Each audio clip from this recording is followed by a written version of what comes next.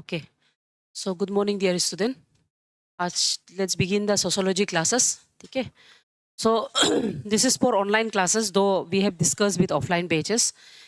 तो अभी जो ऑनलाइन का बच्चा लोग रहेगा इसको देख लो. तो we have studied about sociology जो फर्स्ट चैप्टर है पेपर 1 का. इसमें सर अभी तक ऑफलाइन है बोले तो ओके अभी लाइव है. तो इसमें आपका sociology as a discipline we have completed modernity and social changes in Europe and emergence of sociology as a body of knowledge.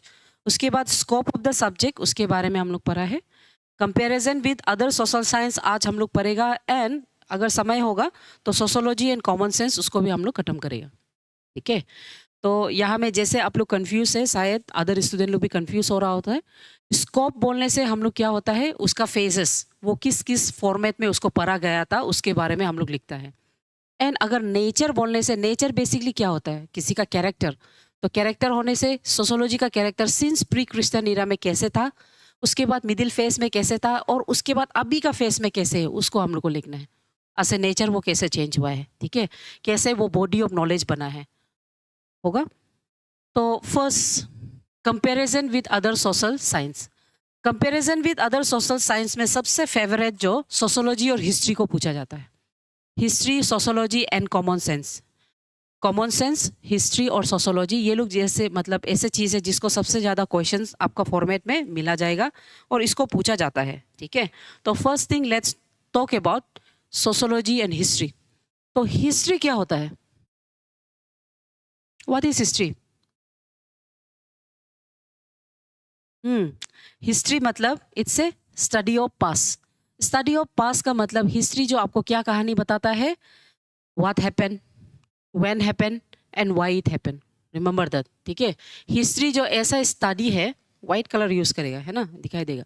History एक ऐसा स्टडी है which tells you about what happen, what happened,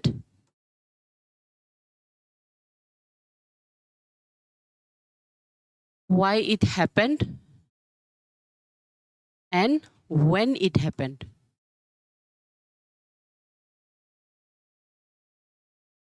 ठीक है. Student लोग नहीं आ रहे, कहाँ गया? हेलो स्टूडेंट लोग आया है?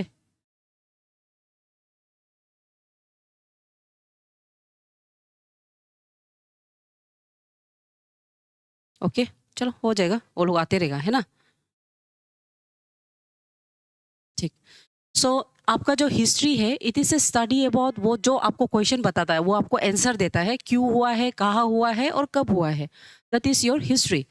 उसके बाद सोशोलॉजी क्या होता है, ये ईच इवेंट में क्या चीज़ चेंज हुआ है ना. ईच इवेंट में क्या चीज़ चेंज हुआ है और वो चेंज से प्रेजेंट का जो स्टेटस है उसको हम कैसे पहचानेगा.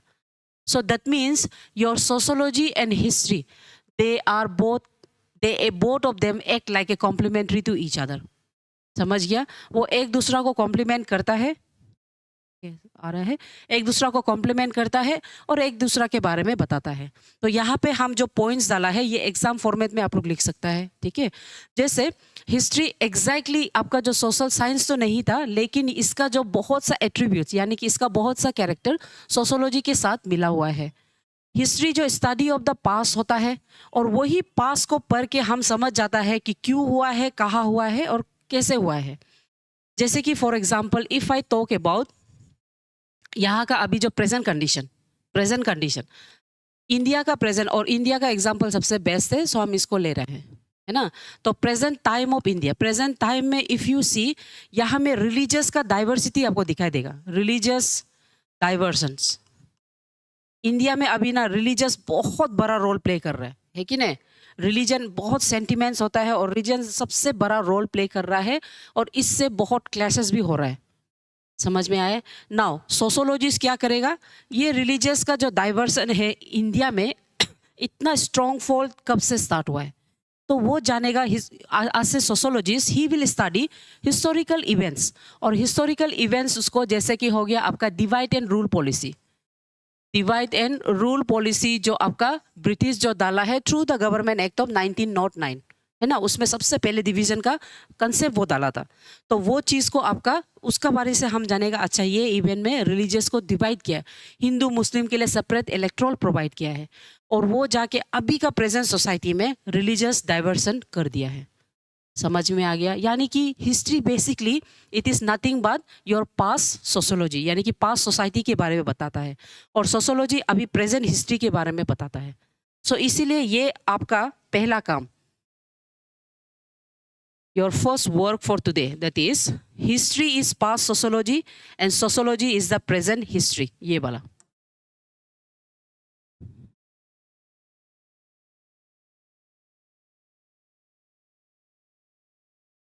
Where is it?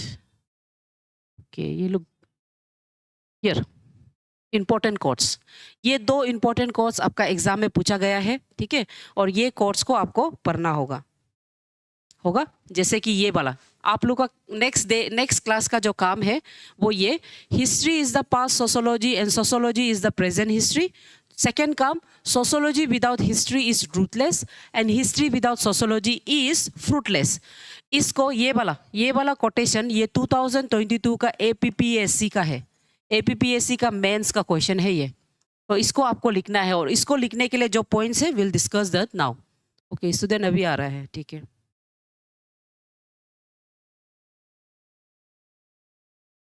ओके अभी आ रहा है, तो लेट्स उसके बारे में और थोड़ा सा हम लोग स्टार्ट करेगा। सो हिस्ट्री के बारे में हम लोग को क्या मालूम है? हिस्ट्री जो बेसिकली ये एक ऐसे फेस है जो बहुत सा प्रोग्रेसिव इवेंट से पास करके डेवलप होके आता है हिस्ट्री। जैसे कि हिस्ट्री में इवेंट्स लाइक पैलियोलिथिक, मीजोलिथिक, है ना, उसके बाद आपका आयरन एज, ठीक है, उसके बाद अभी का जो प्रेजेंट मतलब प्रेजेंट एज है, सॉरी आयरन एज बोलता है, स्टोन एज, इसको भूल गया, स्टोन एज, और उसके बाद आयरन एज। ओके यानी कि ईच फेस में आपको क्या दिखाई देता है? हिस्ट्री का प्रोग्रेसिव दिखाई देता है, मतलब चेंज हो रहा है। हम ऐसे पढ़ रहा है हिस्ट्री जो चेंज हो रहा है, पैलेलिथिक से मीजो, मीजो से स्टोन, स्टोन से आयरन एज, और आयरन एज से अभी का जो प्रेजेंट स्टेज है वो है। यानी कि ये फेज में आप देखिएगा पहले सब नंगा था और बिना यूज़ का बेयर हैंड से वो लोग सब कुछ यूज़ करता था, फिर स्लोली वेपनाइजेशन हो गया, कल्टीवेशन स्टार्ट हो गया, खुद को कवरिंग हो गया। यानी कि ये फेज को if you see you will see progressive, है कि नहीं, प्रोग्रेसिव आपको दिखाई दे रहा है। और दूसरा, हिस्ट्री जो बेसिकली आपको कलेक्शन ऑफ डाटास के बारे देता है, कलेक्शन ऑफ डाटास, हर एक डाटा को आपको हिस्ट्री का फैक्ट से आप लेता है। और ये डाटास जैसे कि हो गया आपका आर्टिफैक्ट्स, हो गया आपका रूइंस, आपका जो बायोग्राफीज और ऑटोबायोग्राफीज, ठीक है, उसके अलावा आपका ओरल, ठीक है, these are some of the evidence जो आपका हिस्टोरिकल इवेंट जिससे हम सोशियोलॉजी का कंसेप्ट हम बना सकता है ना। ये फैक्ट्स को देख के वी कैन अंडरस्टैंड कि सोशियोलॉजी मतलब पहले जमाना का सोसाइटी कैसे था। सोसाइटी मीन्स सोशियोलॉजी सोसाइटी का स्टडी ही है, ठीक है ना। तो उसमें से हम इसको बोल रहे हैं ओरल, क्योंकि Arunachal Pradesh completely oral history पे डिपेंड है ना। और अब ही अरुणाचल प्रदेश का रूइंस और आर्टिफैक्ट्स पाया जा रहा है, लेकिन हम लोग का जो फोर फादर का स्टोरी है उसका कोई प्रूफ नहीं है।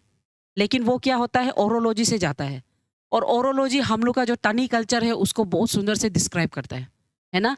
जो आपका जो फ्लॉक लेयर्स है, वोमेन लोग जब फेस्टिवल में जो डांस करता है, पोनुंग करता है ना, वो पोनुंग में जो डायलॉग्स होता है उसको कभी सुनो, और अगर आप उसको समझता है तो you will understand it speaks about naturalistic worship of the tribal people. यानी कि ये ओरल बहुत powerful evidence of the history है जो सोशल कल्चर को बताता है, रिमेंबर दैट, ठीक है। ओरोलॉजी ये एक बहुत, दो इसमें कोई राइटिंग प्रूफ नहीं है, लेकिन फिर भी ये एविडेंस के तौर पे one of the strongest evidence of early tribe. और ट्राइब बोलने से जैसे कि अरुणाचल प्रदेश का देखो, हम लोग के तानी ट्राइब के बारे में ओरोलॉजी का concept through folk tales, folk lore से चलता है, ठीक है, और वो बताता है कि हम लोग का सोसाइटी कैसे था। तो इसीलिए सोशोलॉजिस्ट ये अंडरस्टैंड करता है कि पहले का सोसाइटी किस तरह से हो सकता है। ये आर्किफैक्ट को देख के हम समझ में आता है may be most of the society male dominated patriarchal society था, एनिमलिस्टिक नेचुरलिस्टिक बिलीफ था, ठीक है। और वो अंडरस्टैंड करता है कि किस तरह से धीरे धीरे इकोनॉमी और नेसेसिटी बढ़ गया है, मेन का ग्रीडी बढ़ गया है, सोसाइटी का स्ट्रक्चर चेंज हुआ है। दैट मीन्स हिस्ट्री ही हम लोग को एविडेंस देता है कि सोशोलॉजी कैसे बना है। सो वो दोनों एक दूसरा को हमेशा कॉम्प्लीमेंट करता है।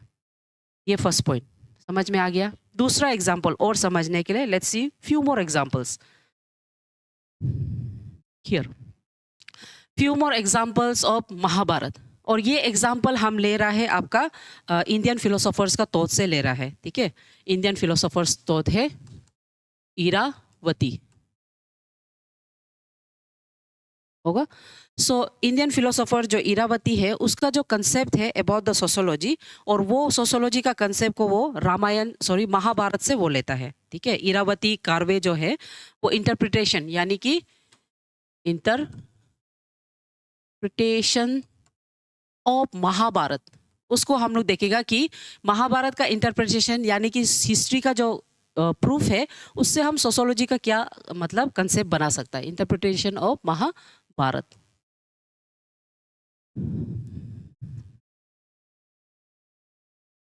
ठीक है। सो इंटरप्रिटेशन ऑफ महाभारत को इरावती, ये इंडियन फिलोसोफर्स है, इंडियन सोशोलॉजिस्ट है ना, ये जो क्या पर्सपेक्टिव से देखता है, ये फेमिनाइन का पर्सपेक्टिव से यानी कि फेमिनिस्ट का पर्सपेक्टिव से वो देखता है। फेमिनिस्ट का पर्सपेक्टिव से वो ये देखता है कि द्रौपदी के बारे में वो बताता है। Draupadi he speaks about Draupadi. If you see Mahabharat में द्रौपदी, कहीं भी महाभारत का स्क्रिप्चर्स में यानी कि हिस्ट्री का वो प्रूफ में एक बार भी औरत का कंसेंट मेंशन नहीं किया गया है, ठीक है। इट वाज गिवन कि द्रौपदी जस्ट बिकॉज उसका माँ का मुंह से वो वर्ड निकल गया, she has to marry the 5 Pandavas, है कि नहीं। ये बता रहा है कि किस तरह से हिस्ट्री का प्रूफ हम लोग का सोशल स्ट्रक्चर बनाता है, ठीक है।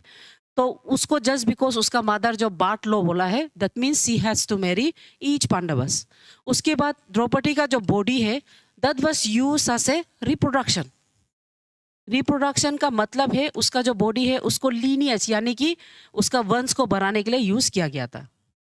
मतलब इसमें कभी भी उसका इच्छा है ना इच्छा ये सब कुछ पूछा नहीं गया था, है ना।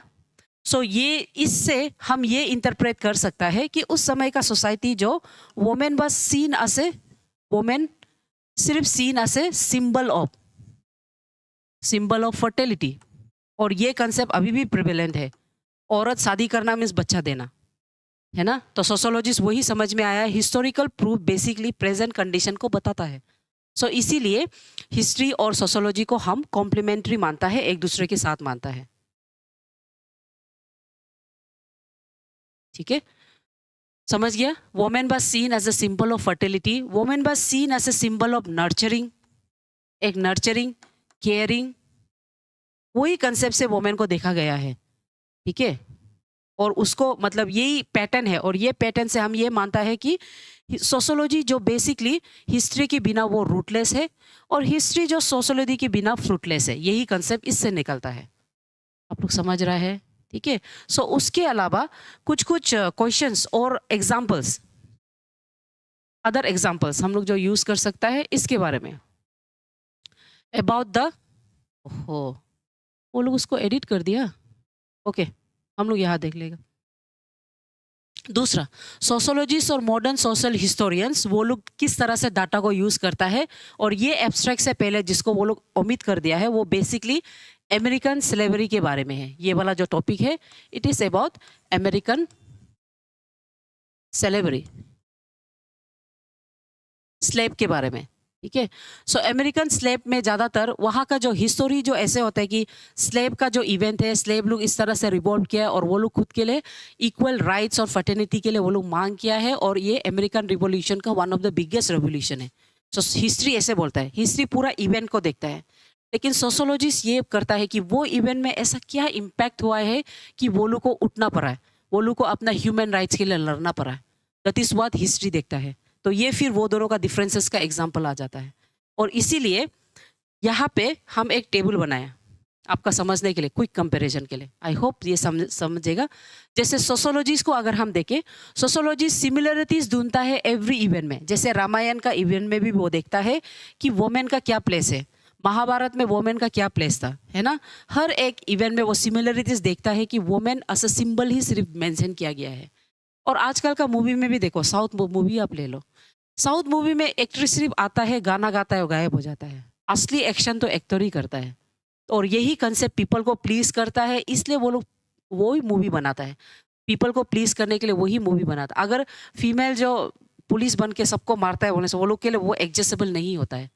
तो ये कंसेप्ट है। तो ये चीज यानी कि डिफरेंट इवेंट्स जो सिमिलरिटीज को सोशियोलॉजी मार्क करता है, वो ढूंढता है।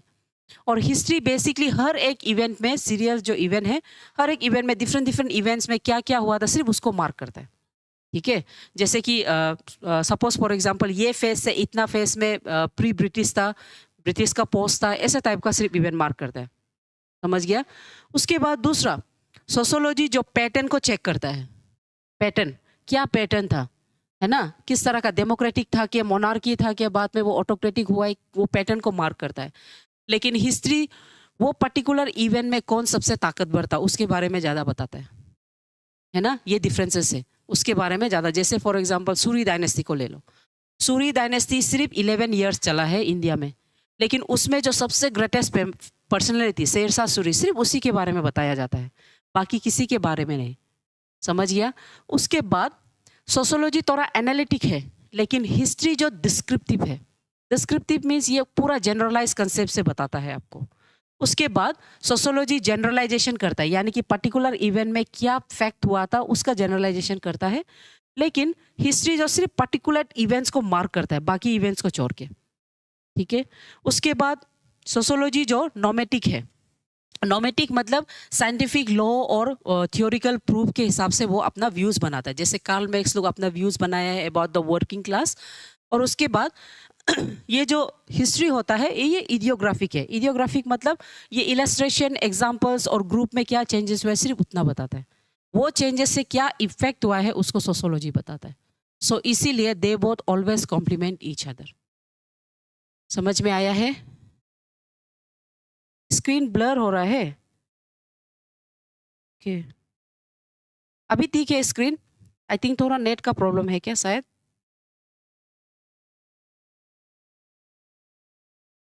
वो ब्लर है ना, वो सर को बुला दीजिए ना थोड़ा सा। 1 मिनट, हाँ आप लोग थोड़ा सा वेट करेगा, वो ब्लर है, वो सर को बुला देगा। सर को थोड़ा बुला दीजिए तो।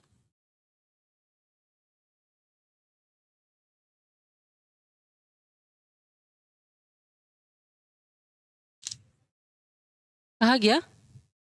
1 मिनट, हाँ स्टूडेंट, वापस ब्लर हो गया। ठीक है, उसको थोड़ा ठीक करने की कोशिश करें, ये थोड़ा प्रॉब्लम हो रहा है यहाँ पे थोड़ा सा।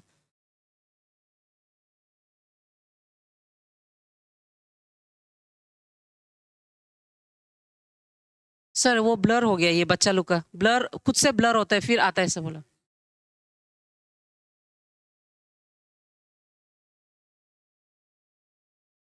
फिर अभी ठीक है बोल रहा है, फिर अभी फिर ब्लर होता है बोल रहा है फिर ना, ये बच्चा लोग भी कर रहे हैं।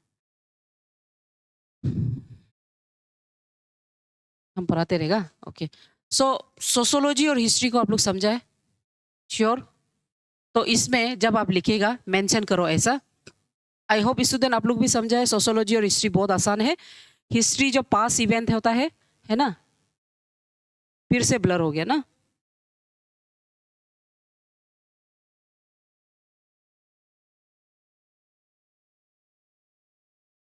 हाँ,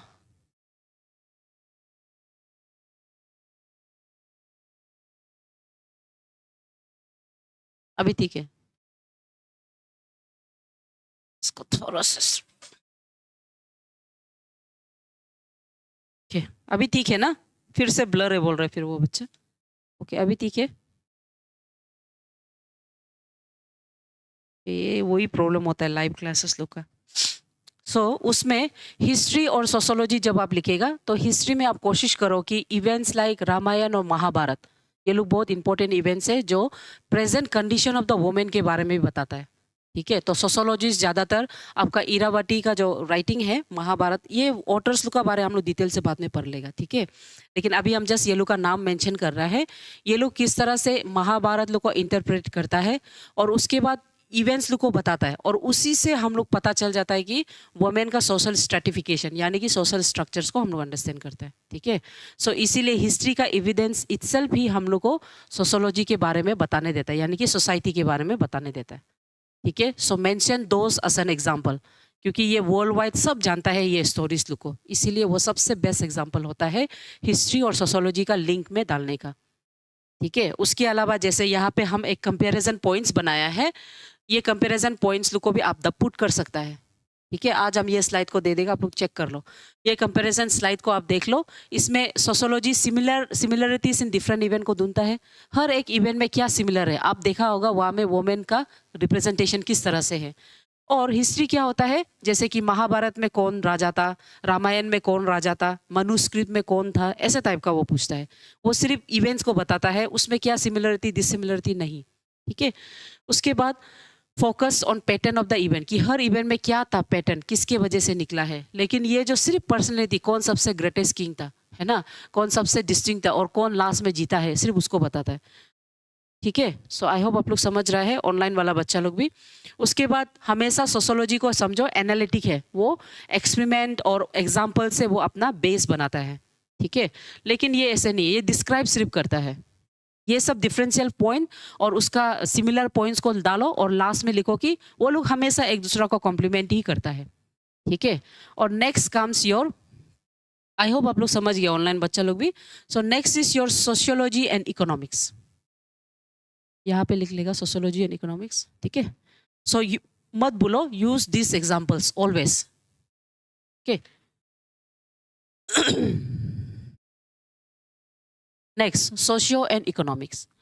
तो सबसे पहले सोशियो और इकोनॉमिक्स को पढ़ते समय में सोशियोलॉजी कैसे निकला है, आप बताइए हमको। ऑनलाइन वाला बच्चा आप लोग भी बताओ, सोशियोलॉजी कैसे निकला है। ऐसा क्या चीज हुआ है जिसके वजह से sociology as a book, body of knowledge, as a subject, as a discipline वो निकला है। हाँ, वो एक हुआ, वेरी गुड। इंडस्ट्रियलाइज, हाँ वो हो गया। उसके बाद और ऑनलाइन वाला बच्चा लोग, आप लोग भी बता सकता है। बताओ, आप लोग बताना ही पड़ेगा, सोशियोलॉजी हम लोग पढ़ लिया। हाँ ओके, हाँ वेरी गुड। इंडस्ट्रियलाइजेशन एक हो गया, मॉडर्नाइजेशन एक हो गया, उसके बाद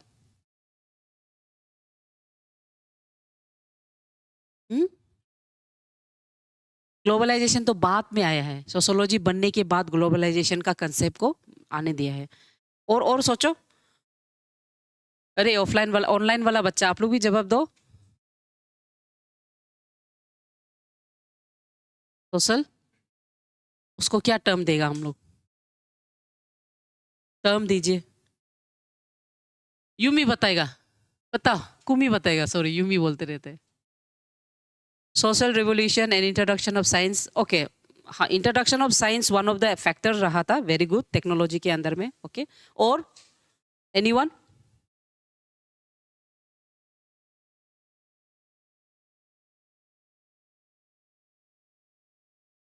और कौन?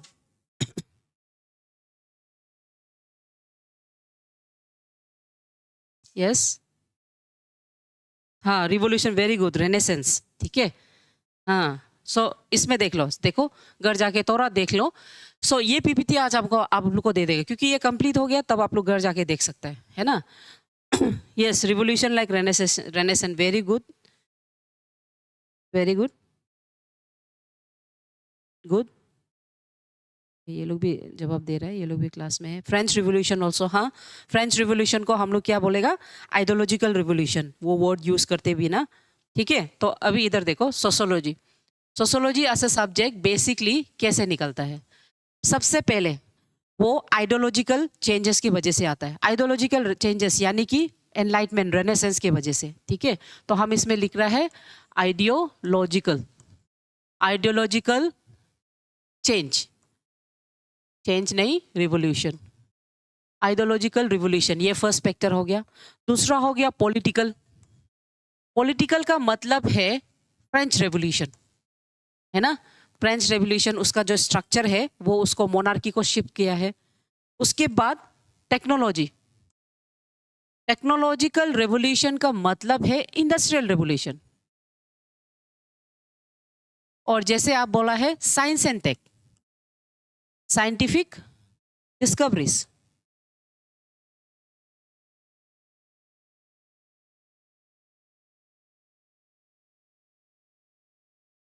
साइंटिफिक डिस्कवरी, यस गुड, ठीक है, scientific discoveries, these are the discoveries, these are the 4 phases जो सोशोलॉजी को आज से सब्जेक्ट निकलने दिया है ना। तो सिमिलरली लेट्स अंडरस्टैंड कि ये इकोनॉमिक कैसे निकला है, ठीक है। लेट्स अंडरस्टैंड कि इकोनॉमिक कैसे निकला है। Economic is considered as the product of industrial revolution, product of industrial revolutions. Industrial revolutions में new machine, new system, new cultivation के वजह से आपका क्या होता है, नया पैसा आने लग जाता है, और जब पैसा आता है इकोनॉमिक का स्ट्रक्चर चेंज हो जाता है। और इकोनॉमिक का स्ट्रक्चर जब चेंज होता है, वो इकोनॉमिक का स्ट्रक्चर क्या करता है, वो सोसाइटी को इम्पैक्ट करता है, यानी कि नॉन इकोनॉमिक सेक्टर को इम्पैक्ट करता है, और उसी से स्ट्रैटिफिकेशन स्टार्ट होता है, और तब जाके हम लोग सोशोलॉजी सोसाइटी को पढ़ता है। समझ में आया है? तो जैसे हो गया प्रोडक्ट ऑफ इंडस्ट्रियल रेवोल्यूशंस, और ये जो हम बोलता है प्रोडक्ट ऑफ इंडस्ट्रियल रेवोल्यूशन, इसको सपोर्ट करने के लिए एक थ्योरी निकला है। This theory is known as mercantilism theory. Mercantiles बोलता है ना, mercantilism theory, mercantilism theory.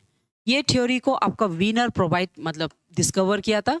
Wiener ये थ्योरी को डिस्कवर किया है, और ये थ्योरी को और भी एनहेंस करना, यानी कि और भी बढ़ाना, उसको एटकुंड, वो इसको एनहेंस किया है। ये इसका फाउंडर था, और वो दूसरा वाला इसको एनहेंस किया है। नाउ मर्चेंटाइल्स थ्योरी क्या है, इसके बारे में हम लोग थोड़ा देखेगा। शायद ये बुक में नहीं है, फिर भी we will see about this, क्योंकि ये इकोनॉमी को एस्टैब्लिश करने में मदद करता है। ठीक है, हो गया। Now let's see about this theory.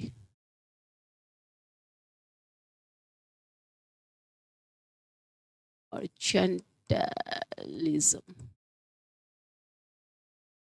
ये जो थ्योरी है इसके बारे में हम लोग देखेगा अभी। ये सॉरी मर्चेंटाइलिज्म, ये वो थ्योरी है जो ऐसे बोलता है optimal use of territorial resources. यहाँ में ना एक्सप्लेनेशन बहुत लंबा है, लेकिन सिंस हम लोग को 150 वर्ड्स लिखना है एग्जाम में, इसीलिए हम कोशिश करेगा कि वी विल यूज की वर्ड्स जो हर चीज को एक साथ में एक्सप्लेन करे। समझ गया?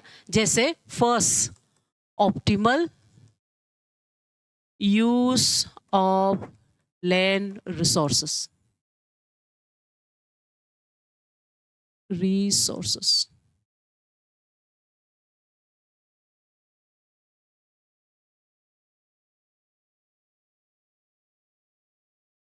ठीक है।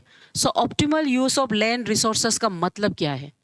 ये रिसोर्सेस ऐसे बोलता है कि हर एक जगह दुनिया में जितना लैंड है, एक कोना, 1 इंच ऑफ कोना भी नहीं छोड़ना है। हर 1 इंच ऑफ जो जमीन है उसको एग्रीकल्चर या तो माइनिंग के लिए यूज करना है, उसको बोलता है। समझ गया?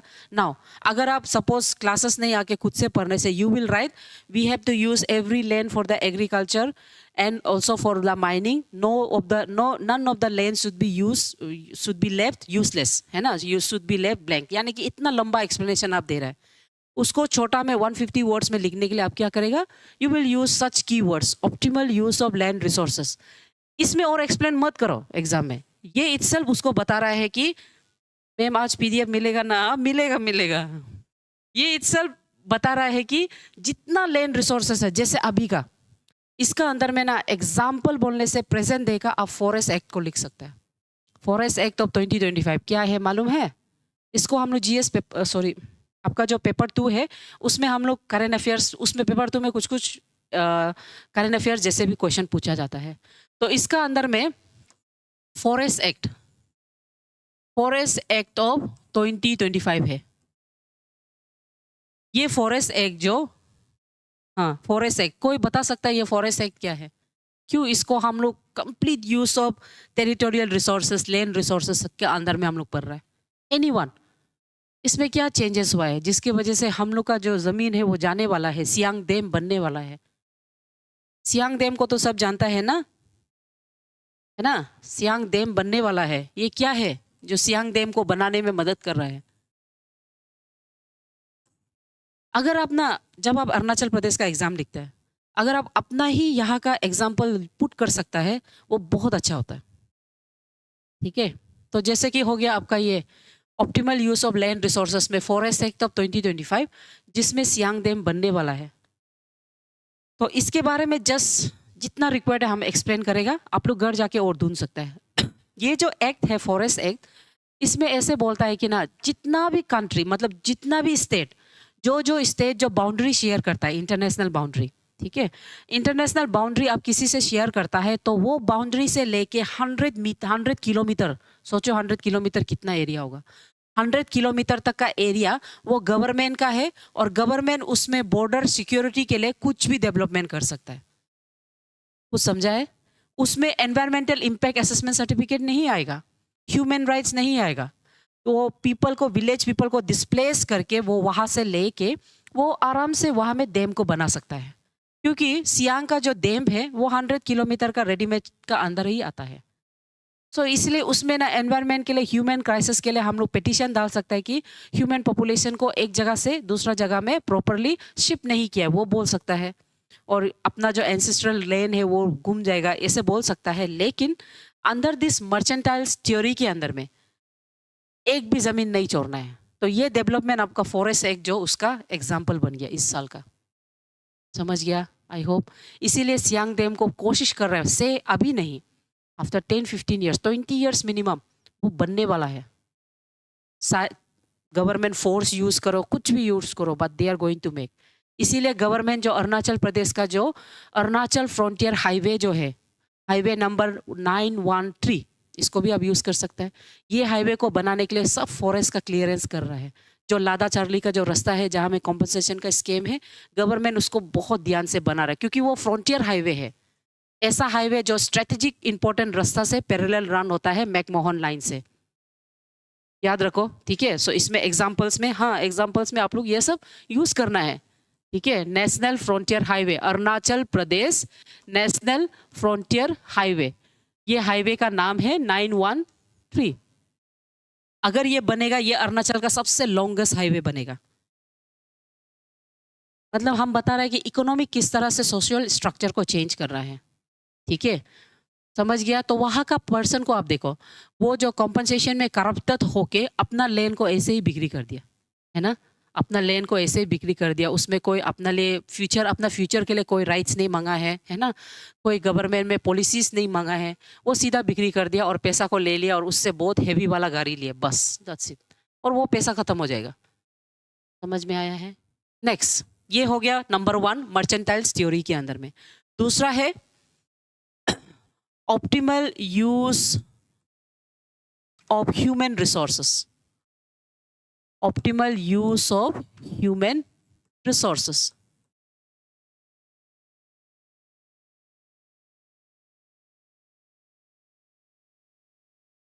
Optimal use of human resources का मतलब है, ये जो थ्योरी है ये बोलता है कि ना everybody should have skills. हर एक आदमी का पास स्किल्स होना है और वो स्किल्स को वो यूज करना है ताकि वो मॉडर्न सोसाइटी को और भी डेवलप करा सके, तभी एक कंट्री डेवलप होगा। उसको बोलता है एवरी ह्यूमन को, एवरी यानी कि optimal use of human resources, जितना आदमी है उसको यूज करो, हर एक आदमी को स्किल बनाओ और वही स्किल से कंट्री का डेवलपमेंट कराओ, ठीक है? और ये चीज चाइना खुद करता है, लेकिन चाइना का डेमोग्राफिक, ये मैं आपको एक चीज देखा, स्टैग्नेंट दिखाई दे रहा है ये कुछ समय से, ठीक है? सिंगापुर का पॉपुलेशन भी एक स्टैग्नेंट दिखाई दे रहा है, इसलिए वो लोग क्या करता है, जो मैरिज कपल है वो लोग को जबरदस्ती हॉलीडे लेने देते हैं ताकि वो ऑफस्प्रिंग पैदा करे, और जो पैदा करता है उसको गवर्नमेंट मतलब रिमिटेंस देता है, मतलब पैसा देता है, टैक्सेस उसका रिड्यूस हो जाता है। लेकिन आदमी लोग बच्चा पालना नहीं चाहता है, क्योंकि बच्चा पालना बहुत बड़ा मेंटल मतलब चैलेंज होता है एक्चुअल में, ठीक है? तो इसीलिए सिंगापुर जैसे नेशन, चाइना जैसे नेशन, दो चाइना का पॉपुलेशन बहुत बड़ा है लेकिन वो पॉपुलेशन ओल्ड एज पॉपुलेशन है, यूथ पॉपुलेशन जो प्रोडक्टिव पॉपुलेशन वो स्टैग्नेंट हो गया है, क्योंकि यूथ लोग बच्चा ही नहीं पालना चाहता है, उसका जो खर्चा है वो बहुत ज़्यादा है। इसलिए सिंगापुर गवर्नमेंट बहुत कोशिश करता है कपल्स लोग को मेरिट हॉलीडे लेके जाने के लिए, ठीक है? These are some of the policies जो गवर्नमेंट ट्राई कर रहा है ताकि वो डेमोग्राफिक को और भी बढ़ा सके, क्योंकि डेमोग्राफिक भी एक बहुत इंपॉर्टेंट इकोनॉमिक सोर्स है, मानता है कि नहीं आप लोग, है ना। सो इंडिया में सबसे अच्छा, सबसे बेहतरीन इकोनॉमिक सोर्स है, डेमोक्रेटिक सोर्स है, लेकिन उसको फुल यूटिलाइज करना ज़रूरी है अभी। समझ गया? ठीक है। तो इसमें यूज़ ऑफ ह्यूमन रिसोर्सेज का मतलब सबको स्किल होना है, सब डेवलप करना है, तब जाके कंट्री डेवलप होगा। उसके बाद दूसरा सबसे important, keep countries import limit. बहुत सीधा सवाल, सीधा मतलब आंसर करता है। Labour workforce, yes.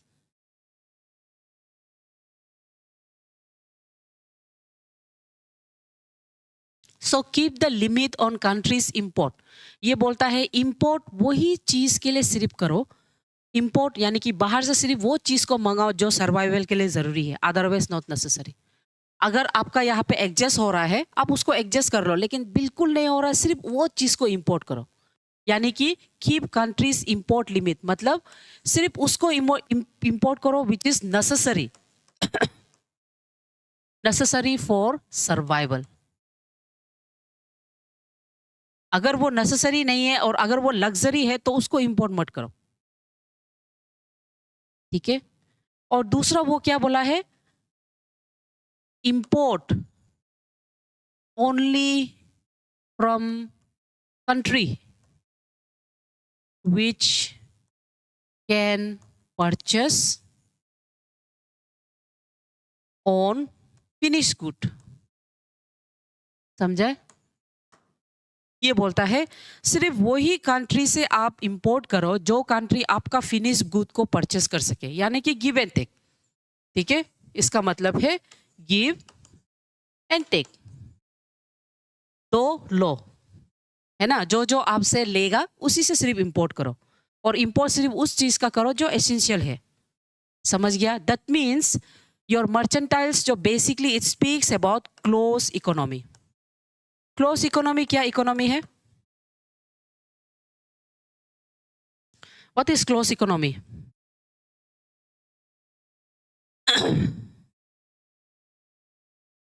Close economy क्या है?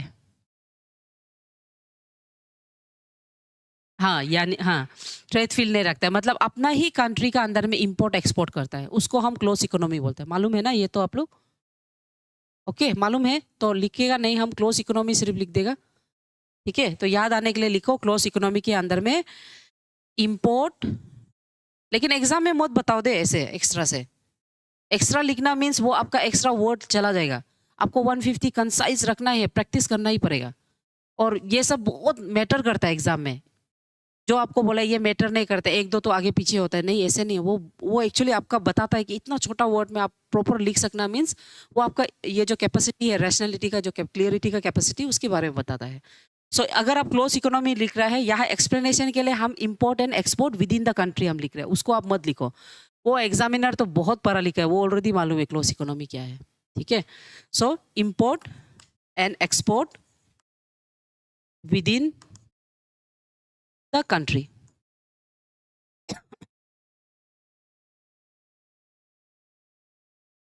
yes, very good, isolated from the foreign markets, very good। हाँ, वो भी है। दूसरा सबसे इंपॉर्टेंट, ये जो इंडिया में जो 1599 में जो ब्रिटिश आया था, बोलो कैसे बन के आया था? मर्चेंटाइल्स बन के आया था, याद है? Adventure of mercantiles. तो ये जो मर्चेंटाइल्स का जो थ्योरी है, इसका 6 पॉइंट ये है कि वो जो बोलता है अगर आपको प्रोडक्ट चाहिए, अगर आपको रॉ मटेरियल चाहिए, वो आपको कॉलोनाइजेशन और इंपेरियलिस्टिक का जो इन्वेस्टन है, यानी कि जो एक्सपांसन है, उसको सपोर्ट करता है। समझ में आ गया? यानी कि ये सपोर्ट करता है, इट सपोर्ट कॉलोनाइजेशन, कॉलोनाइलिज्म को सपोर्ट करता है फॉर, और इसका जो आंसर क्या है? For raw material. Raw material के लिए आप अपना मार्केट को एक्सपांड कर सकता है ओनली, और उसके बाद आप वो पर्टिकुलर जगह को कंट्रोल कर सकता है। ठीक है, कॉलोनियलिज्म जो था उसको ये सपोर्ट करता है। तो ये जो मर्चेंटाइज जो थ्योरीम है, इसका कोर वैल्यू क्या है, कोर कंसेप्ट क्या है? अगर ये थ्योरी को तुम 6 पॉइंट को तुम पढ़ लिया, इससे क्या अंदाजा आप बना सकते हैं? कोर, इसका कोर कंसेप्ट क्या है ये थ्योरी का? इसका कंसेप्ट है make prosperous and rich nation, यानी कि खुद का नेशन को प्रॉस्परस और रिच बनाए है। दूसरा क्या है, that is not your issue. ठीक है, सो ये आपका इकोनॉमिक्स यानी कि economic as the product of industrial revolution का सबसे बड़ा सपोर्टिंग थ्योरी।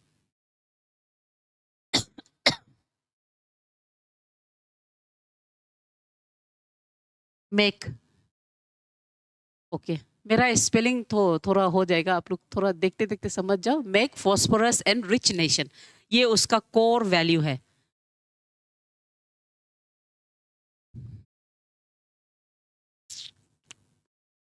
ठीक है, तो अगर तुम मर्चेंटाइल्स का बारे में पढ़ता है, यानी कि मर्चेंटाइलिज्म का थ्योरी के बारे में पढ़ता है, then you have to study about Adam Smith also, क्योंकि एडम स्मिथ वो आदमी था जो ये थ्योरी को क्रिटिसाइज करता है। और concept of open market and globalization, इसको 19th सेंचुरी में एडम स्मिथ खुद स्टैब्लिश किया, और वो बोला कि ग्लोबलाइजेशन, ओपन मार्केट किस तरह से एक विन विन सिचुएशन है for the all the people. तब जाके 20 और 21st सेंचुरी में ग्लोबलाइजेशन का फेज तब स्टार्ट हुआ। यानी कि ये वो आदमी है जो पहले बताया क्या होना चाहिए और वो अभी लागू हुआ है। समझ गया? सो ये लिख लिया। इसके बाद आपको इसका क्रिटिक्स लिखना है। उसके बाद विल सी कि इकोनॉमिक किस तरह से सोशोलॉजी से जुड़ता है। ठीक है, सो यहां लिखते हैं। देन इसका जो क्रिटिक है, it is necessary to understand about this critique. This critique was given by Adam Smith. होगा Adam Smith, yes Adam Smith, उसका जो बुक है नोन एज लेजिस फेरी। ठीक है, LASS लेजिस FAIRE, लेजिस फेरे। ये बुक में ये मेंशन किया और वो क्रिटिसाइज किया है मर्चेंटाइल्स थ्योरी को, और साथ साथ वो importance of the open market, free market जिसको हम बोलता है, ओपन मार्केट जिसको हम बोलता है, ठीक है, उसके बारे में वो बताता है। ठीक है, ओपन मार्केट बताता है, और ये बताता है कि ना एक्चुअल जो प्रोडक्ट है, एक नेशन का एक्चुअल प्रोडक्ट उसका क्वांटिटी ऑफ गोल्ड सिल्वर नहीं है, बल्कि उसका स्किल्ड पीपल है। समझ गया? ये जो थ्योरी है इसमें फ्री मार्केट के बारे में बताता है। इसमें वो बताता है a nation is not defined by quantity of gold or silver, but by the presence of skilled population.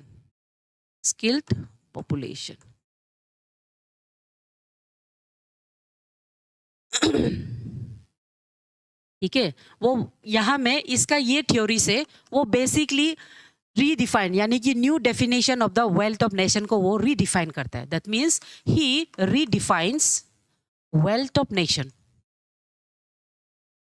वो बोलता है एक नेशन का वेल्थ उसका पीपल है, उसका skilled people, not the amount of resources. ये सही है ना? इसका अंदर में एग्जाम्पल हम किसको दे सकता है? इसका अंदर में एग्जाम्पल किसको दे सकता है? अफ्रीका को ही ले लो, है ना?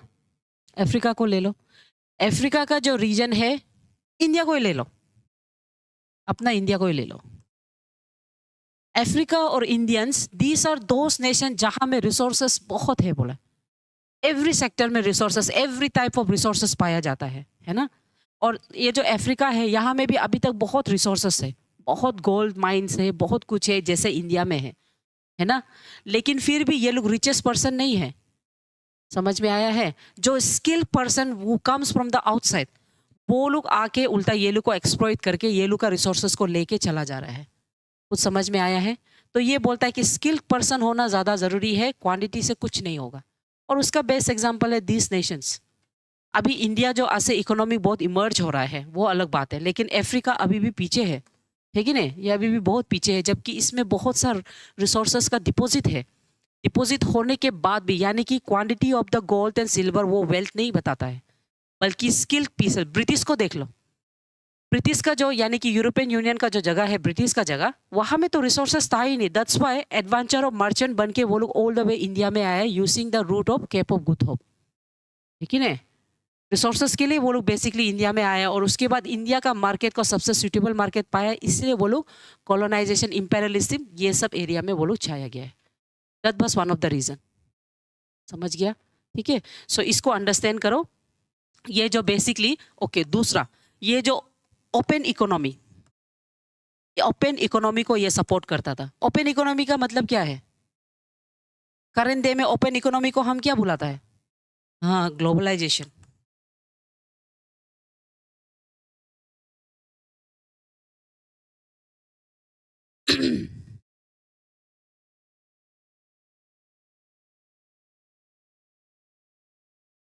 नाउ किस तरह से इंडस्ट्रियल रिवोल्यूशन इकोनॉमी को चेंज करता है और वो इकोनॉमी कैसे सोशोलॉजी में हम लोग उसको पढ़ने मिलता है, ठीक है। नाउ नेक्स्ट इज, ये हो गया, ठीक है, हम इसको रब कर रहे हैं।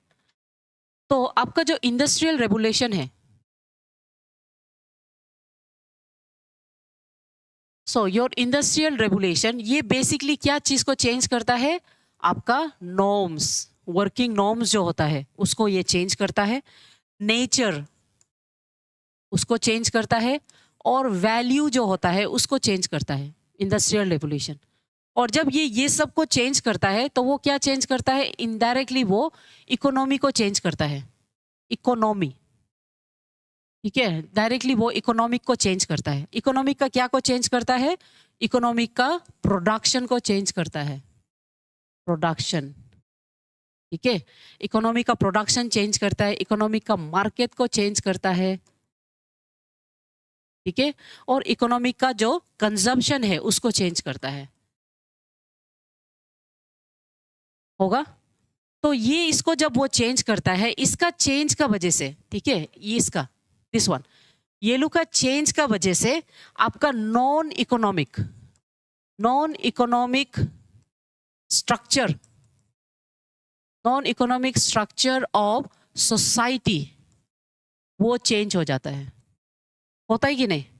जब non economic structure of society change होता है, इसका मतलब है इसका अंदर में कौन कौन है नॉन इकोनॉमिक? जैसे कि हो गया फैमिली, हो गया जेंडर, ठीक है, कास्ट होगा, उसके बाद क्रीड, इंस्टीट्यूट, जब एंड उसके बाद पॉलिटी। जब ये सब चेंज होता है तब जाके सोशोलॉजी का इम्पैक्ट निकलता है, तब जाके हम सोशोलॉजी का इम्पैक्ट को तब हम लोग को महसूस होता है। समझ गया? So this is the timeline जो बताता है इंडस्ट्रियल रेवोल्यूशन इकोनॉमी को चेंज किया, इकोनॉमी जो नॉन इकोनॉमिक सेक्टर को चेंज किया, तब जाके सोशोलॉजी को हम पढ़ता है। समझ में आ गया? सो ये टाइमलाइन आप लोग बना सकता है एग्जाम में। होगा? तो सोशोलॉजी और इकोनॉमी कैसे अटैच है, इसमें बेस्ट एग्जांपल इंडिया सबसे बेहतर है एग्जांपल के लिए। फॉरेन में मत जाओ, एंशियंट फिलोसोफर्स का एग्जांपल भी मत पढ़ो, हम आपको इंडिया का एग्जांपल देगा। इंडिया का दिवाली का, दिवाली पुल नहीं है, दीपावली है क्या?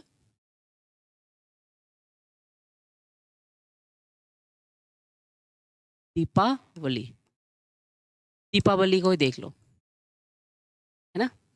ये जो दीपावली का जब फेस्टिवल आता है, इसमें दीपावली जो आपका दुर्गा पूजा का बाद आता है ना, और दुर्गा पूजा का पहले और एक फेस्टिवल है धनतेरस।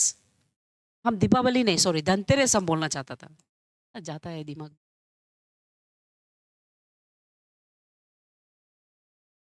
सही है, धनतेरस स्पेलिंग, हाँ, माय गॉड। ये ऑफलाइन का बच्चा लोग पहली बार सुन रहा है, ऑनलाइन बच्चा लोग धनतेरस फेस्टिवल सुना है? सुना है क्या? हाँ, क्या फेस्टिवल है ये? सुना है? धनतेरस में जो मार्केट बिजी होता है ना, ये जी एक्सटेंशन का मार्केट को आपको ऐसे से करके जाना होता है, नेक्स्ट लेवल क्राउड होता है। देखा है? सोशोलॉजी का मतलब सोशोलॉजी उसको पढ़ता है कि क्यों ये लोग धनतेरस में निकलता है। हाँ मैम, ओके, धनतेरस क्या है? ऑनलाइन बच्चा लोग बताओ, ये ऑफलाइन वाला लोग नहीं सुना है बोलते हैं, but never seen once. Okay. Dhanteras जो ना आपका महासत्वमी आने से पहले यानी कि दुर्गा पूजा होने से पहले जिस पूजा में वो जो तारकासुर को मराता है उस दिन से 4 दिन पहले होता है धनतेरस। ठीक है, आप लोग नहीं सुना है तो सुन लो। तो धनतेरस में ऐसे मानता है कि ना उसको लक्ष्मी पूजा बोलते हैं हम लोग। उस दिन में लक्ष्मी सबसे ऑस्पिशियस डे होता है और लक्ष्मी जो अर्थ में आता है, इसीलिए हम लोग धनतेरस को मनाते हैं। तो ये धनतेरस इकोनॉमी और सोशियोलॉजी को कैसे कनेक्ट करता है, विल सी। तो धनतेरस जब आता है तो ना आदमी ऐसे बोलता है कि वो दिन में चांदी, सोना, ठीक है, यानी कि जो भी चीज सिल्वर हो जिससे टिंग टिंग आवाज दे, एनीथिंग ऑफ द सिल्वर आपको खरीदना है। ऐसे खरीदने से लक्ष्मी जो आपका घर में आता है वो आशीर्वाद देता है और आप जो और भी सोना चांदी खरीद सकते हैं, ये बिलीफ है। समझ में आ गया? Now there are certain poor people like us जो सोना चांदी नहीं खरीद सकता है, तो उसको पुजारी क्या बोलता है पता है? नया दिया खरीदो, नया ऑयल खरीदो, नया माचिस खरीदो एंड नया झाड़ू लो। धनतेरस का दिन में सबसे ज्यादा झाड़ू बिक्री होता है। वो लोग मानते हैं कि जब तुम झाड़ू से, नया झाड़ू से घर को स्वीप करेगा, और उस दिन घर को स्वीप करते हैं सब, ऐसे तो एवरीडे करते हैं लेकिन उस दिन नया झाड़ू से स्टार्ट करता है। नया झाड़ू से जब आप स्वीप करके घर का कोना को पूरा साफ रखेगा और झाड़ू, नया झाड़ू को बाहर में सुंदर से रखेगा, लक्ष्मी माँ आपका घर में आता है और आपका घर में पैसा का कमी नहीं होता है, पैसा का ब्लेसिंग। अरे डोंट लव, ये हम भी करते हैं। मतलब इतना एजुकेटेड हो के भी ना, ये देखो, being so much educated, last year Dhanteras में हम क्या किया है, चांदी तो नहीं खरीद सकता है, आई बॉट ब्रूम, उसका क्या बोलता है, दूना उना सब कुछ खरीद के जलाया है, घर में दिया जलाया है, तो लक्ष्मी आएगा बोल के। सो ये बिलीव जो इतना एजुकेटेड आदमी को भी, रिलीजन इसलिए बहुत स्ट्रॉन्ग चीज है, वो आदमी को ऐसा कर देता है। हम झाड़ू लेके रास्ता में जाते साथ जाते हाई, हम सोचा है कि इससे तो कुछ होने वाला नहीं है, लेकिन फिर हम सोचे नहीं नहीं नहीं नहीं, फेथ को जब तुम क्वेश्चन करेगा वो काम नहीं करेगा। ऐसे सोच के घर को पूरा झाड़ू पोछा लगाए। मैडम ज्यादा सुपरस्टिशियस, नहीं नहीं नहीं, ये मतलब अनफॉर्चुनेटली नहीं चाह के भी ये हो जाता है। जब हम दूसरा को परचेस करते हैं और मेरा नेबर पूछता है ओए तुम नया झाड़ू नहीं लिए क्या, हम सोचते हैं अरे हमको परचेस करना। Every one of us be what, हम लोग का हाउस में जितना हम लोग का जान पहचान है, एवरी वन ऑफ अस। और कोई कोई था जो चांदी का सिक्का खरीदा है। मतलब ये मार्केट जो जी एक्सटेंशन का नेक्स्ट लेवल बढ़ती था, आप पूछो ही मत, मतलब जाने का जगह नहीं। सो धनतेरस का ये फेस्टिवल जो बिजनेस पर्सन है वो लोग को इकोनॉमिक ग्रोथ कराता है। लेकिन सोशियोलॉजी उसको कैसे पढ़ता है, ये जो रिलीजन का कल्चर जो ह्यूमन में डाला है, ये ह्यूमन को किस तरह से गाइड करता है, किस तरह से एक एजुकेटेड आदमी को भी झाड़ू खरीदने देता है। तो ये जो रिलेशनशिप है उसको हम कॉम्प्लीमेंट्री रिलेशनशिप बोलते हैं। अभी समझा है इकोनॉमी और सोशियोलॉजी कैसे अटैच है? ठीक है, हाँ लक्ष्मी पूजा, लेकिन उसका नाम है धनतेरस। नहीं नहीं, आप एग्जाम्पल में लिख सकता है like the Dhanteras festival of India, जिसमें मतलब बहुत इकोनॉमिक एंड सोशियोलॉजी का फैक्टर्स हम लोग दिखाई देता है। तो वो जो राइटर है वो समझ जाएगा वो हम लोग क्यों ऐसे बोल रहे हैं। आप समझ गया कि इकोनॉमी किस तरह से आदमी और किस तरह से आपका जो कल्चर है ना, your culture, your religion and your faith, वो कैसे इकोनॉमी को पुश करता है।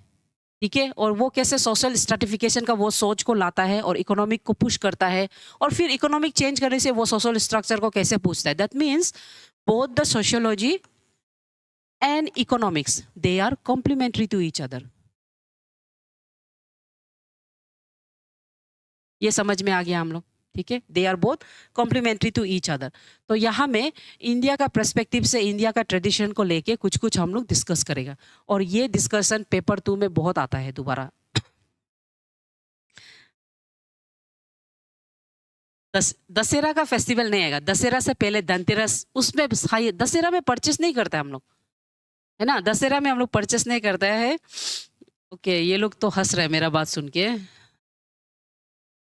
विश्वकर्मा में जैसे हम लोग गाड़ी को प्रे करते हैं, हाँ ये भी तो हो सकता है ना, गाड़ी को सजाता है हम लोग इतना, उस दिन गाड़ी में हम लोग किचन में कुछ नहीं बनाता, हम लोग फंक्शन करता है, तो उसमें हम लोग क्या करता है कि गाड़ी को हम लोग प्रे करता है कि गाड़ी अच्छा चलो।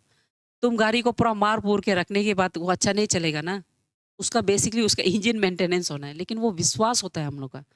तो दोस्त फेथ जो मार्केट में जब बिजनेस बढ़ाता है तो वो इकोनॉमी को बढ़ाता है, और सोशल स्ट्रक्चर, सोशल जो सोशोलॉजी उसके बारे में पढ़ाता है और आपको बताता है कि क्यों ऐसे होता है।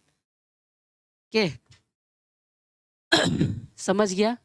नाउ इसके अंदर में और कुछ-कुछ सोशियोलॉजी और इकोनॉमिक्स के अंदर में कुछ-कुछ चीज़, कुछ-कुछ टर्मिनोलॉजीज़ है, जो एग्ज़ाम में बहुत पूछा जाता है फ्रॉम एग्ज़ाम पर्सपेक्टिव।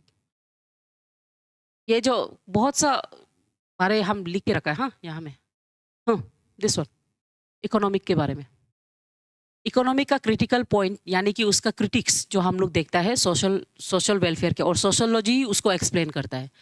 जैसे ये में फेमिनिस्ट का पर्सपेक्टिव में एवरी सब्जेक्ट में हम लोग फेमिनिस्ट का पर्सपेक्टिव को हम लोग बहुत देखा जाता है। ओके, तो फेमिनिस्ट का पर्सपेक्टिव में इसको देखो, the glass ceiling. Glass ceiling क्या है? ऐसा है, इकोनॉमिक डेवलपमेंट बहुत हो गया, इंडस्ट्रियल डेवलपमेंट हो गया, इकोनॉमी बहुत डेवलप हो गया, social political every structure change हो गया, फिर भी जब भी वुमेन का केस आता है वो चीज़ चेंज नहीं हुआ है। तो ये जो ग्लास सीलिंग है ये बेसिकली वुमेन को बारे में बताता है। जैसे कि फॉर एग्जांपल वुमेन जो बहुत एजुकेटेड हो के भी उसको हाई पोस्ट में बहुत कम दिखाई देगा आपको।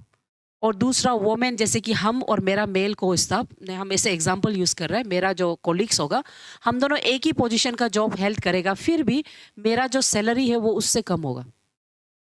ऐसा होता है फीमेल के साथ, ठीक है। और जो आपका जो लेबर फोर्स है, फोर्स में भी मेल को अगर 1000 रुपया देगा तो फीमेल को 500 रुपया दिया जाता है लेबर, एवरीडे लेबर में भी। यानी कि फीमेल फोर्स में ये जो ग्लास सीलिंग का इफेक्ट अभी भी है। ग्लास सीलिंग इफेक्ट मतलब ये इफेक्ट को कहाँ से आया, मतलब इकोनॉमिक इतना डेवलप होके भी ये इफेक्ट जो अभी तक है उसको सोशियोलॉजी बताता है। सोशियोलॉजी बताता है कि ये इफेक्ट जो सिंस टाइम हम लोग का जो इनविजिबल बैरियर, ये बेसिकली आपका सोसाइटी का जो कंसेप्ट है, सिंस टाइम ट्रेडिशनल कंसेप्ट है, वहां से वो लेके आया है। देखो आप लोग भी किया, ये स्टूडेंट लोग भी सब किया है, बोला दे हैव आल्सो बोर्ड जारू वरू के। सो इसको हम बुलाता है इनविजिबल बैरियर। इनविजिबल बैरियर ऐसा बैरियर जो दिखाई नहीं देता है फिर भी होता है। और ये कहाँ से आता है? ये आपका सोसाइटी का स्ट्रक्चर से आता है। सोसाइटी का स्ट्रक्चर स्पेशली जैसे कि मेल डोमिनेटेड यानी कि पेट्रियार्कल सोच, पेट्रियार्कल, ठीक है, स्पेलिंग हो जाएगा आप लोग समझ जाएगा। पेट्रियार्कल जो थॉट होता है उससे आता है। हम लोग का रिलीजन से आता है ना, हम लोग का जो प्रैक्टिस है उससे आता है। सो ये सब के वजह से वोमेन इतना बड़ा पोजीशन, इतना एजुकेटेड होके भी वोमेन जो क्या हो जाता है वो पोजीशन में बहुत कम आपको दिखाई देता है। समझ में आया है? तो ग्लास सीलिंग इफेक्ट ऐसा थर्म अब यूज कर सकता है एग्जाम में। नहीं, ये वर्ड को यूज करो, दैट्स इट, हम एक्सप्लेन कर रहे हैं आपको। आप बाद में जाके उसका डेफिनेशन मत दो एग्जाम में, अरे तुम देगा तो गया। तुम किसी चीज को एक्स्ट्रा लिखेगा, तुम्हारा पास बाकी आंसर्स को लिखने का समय नहीं होगा, ठीक है। जो जो एग्जाम लिखता है ना एपीपीएससी का, उसको पूछ के देखो मेंस एग्जाम, वो लोग बोलते हैं कि जो प्रेशर में लिखता है 20 क्वेश्चंस को 3 घंटा में जो लिखता है, समय नहीं होता है। अगर आप किसी को ओवर एक्सप्लेन करेगा दैट्स इट, दूसरा के लिए समय नहीं होगा। सोचो 1 घंटा में आपको एटलीस्ट कितना क्वेश्चन खत्म करना है? 7 to 8। सोचो 7 to 8 क्वेश्चंस खत्म करना, और पहली बार वो क्वेश्चंस लोग को देखा जाएगा, आपका एनालाइज करना है, लिखना है, तो ये प्रेशर में हम लोग एग्जाम लिखते हैं, ठीक है। दूसरा टर्म है पिंक कॉलर जॉब। यहाँ में वर्ड पिंक डाला है, जैसे पिंक पोलिंग स्टेशन है ना, उसका बाद pink job, pink collar jobs. तो ये पिंक कॉलर जॉब्स क्या होता है? पिंक कॉलर जॉब्स ना जमाना से आप लोग, और अभी भी तुम लोग बोलता होगा, लड़की के लिए तो बेस्ट जॉब टीचर है, बोलता है कि नहीं, नर्स है, बोलता है कि नहीं आप लोग। मतलब ये एक सोच है जहाँ में हम सोचते हैं कि लड़की जो टीचर ही बेस्ट है, वो कहाँ पुलिस में दिन भर बाहर रहते रहेगा, नहीं सकेगा। बोलता है ना फैमिली भी, बेस्ट जॉब लड़की के लिए तो टीचर है, केयर गिवर है, वाइफ का जॉब बेस्ट है ना। सो ये जो कंसेप्ट है उसको हम लोग पिंक कॉलर जॉब्स बोलते हैं। ये जो ज़माना का पेट्रियार्कल सोच है, और जो हम लोग को हमेशा सोचता है कि वुमेन को नर्चरिंग का फिगर में देखता है, फर्टिलिटी और नर्चरिंग रामायण में भी देख लो, महाभारत में भी देख लो, है ना, नर्चरिंग का पिक्चर में देखता है। वो नहीं देखता है कि उसका उसके अलावा भी कुछ सोच हो सकता है।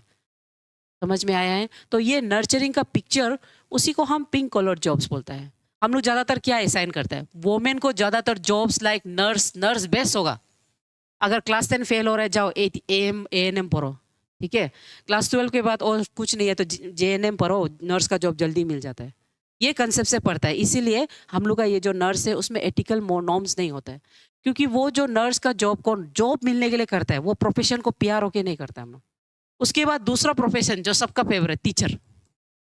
डिग्री कर लिया, उसके बाद हम बीएड करेगा और टीचर जॉब देगा, होता है कि नहीं?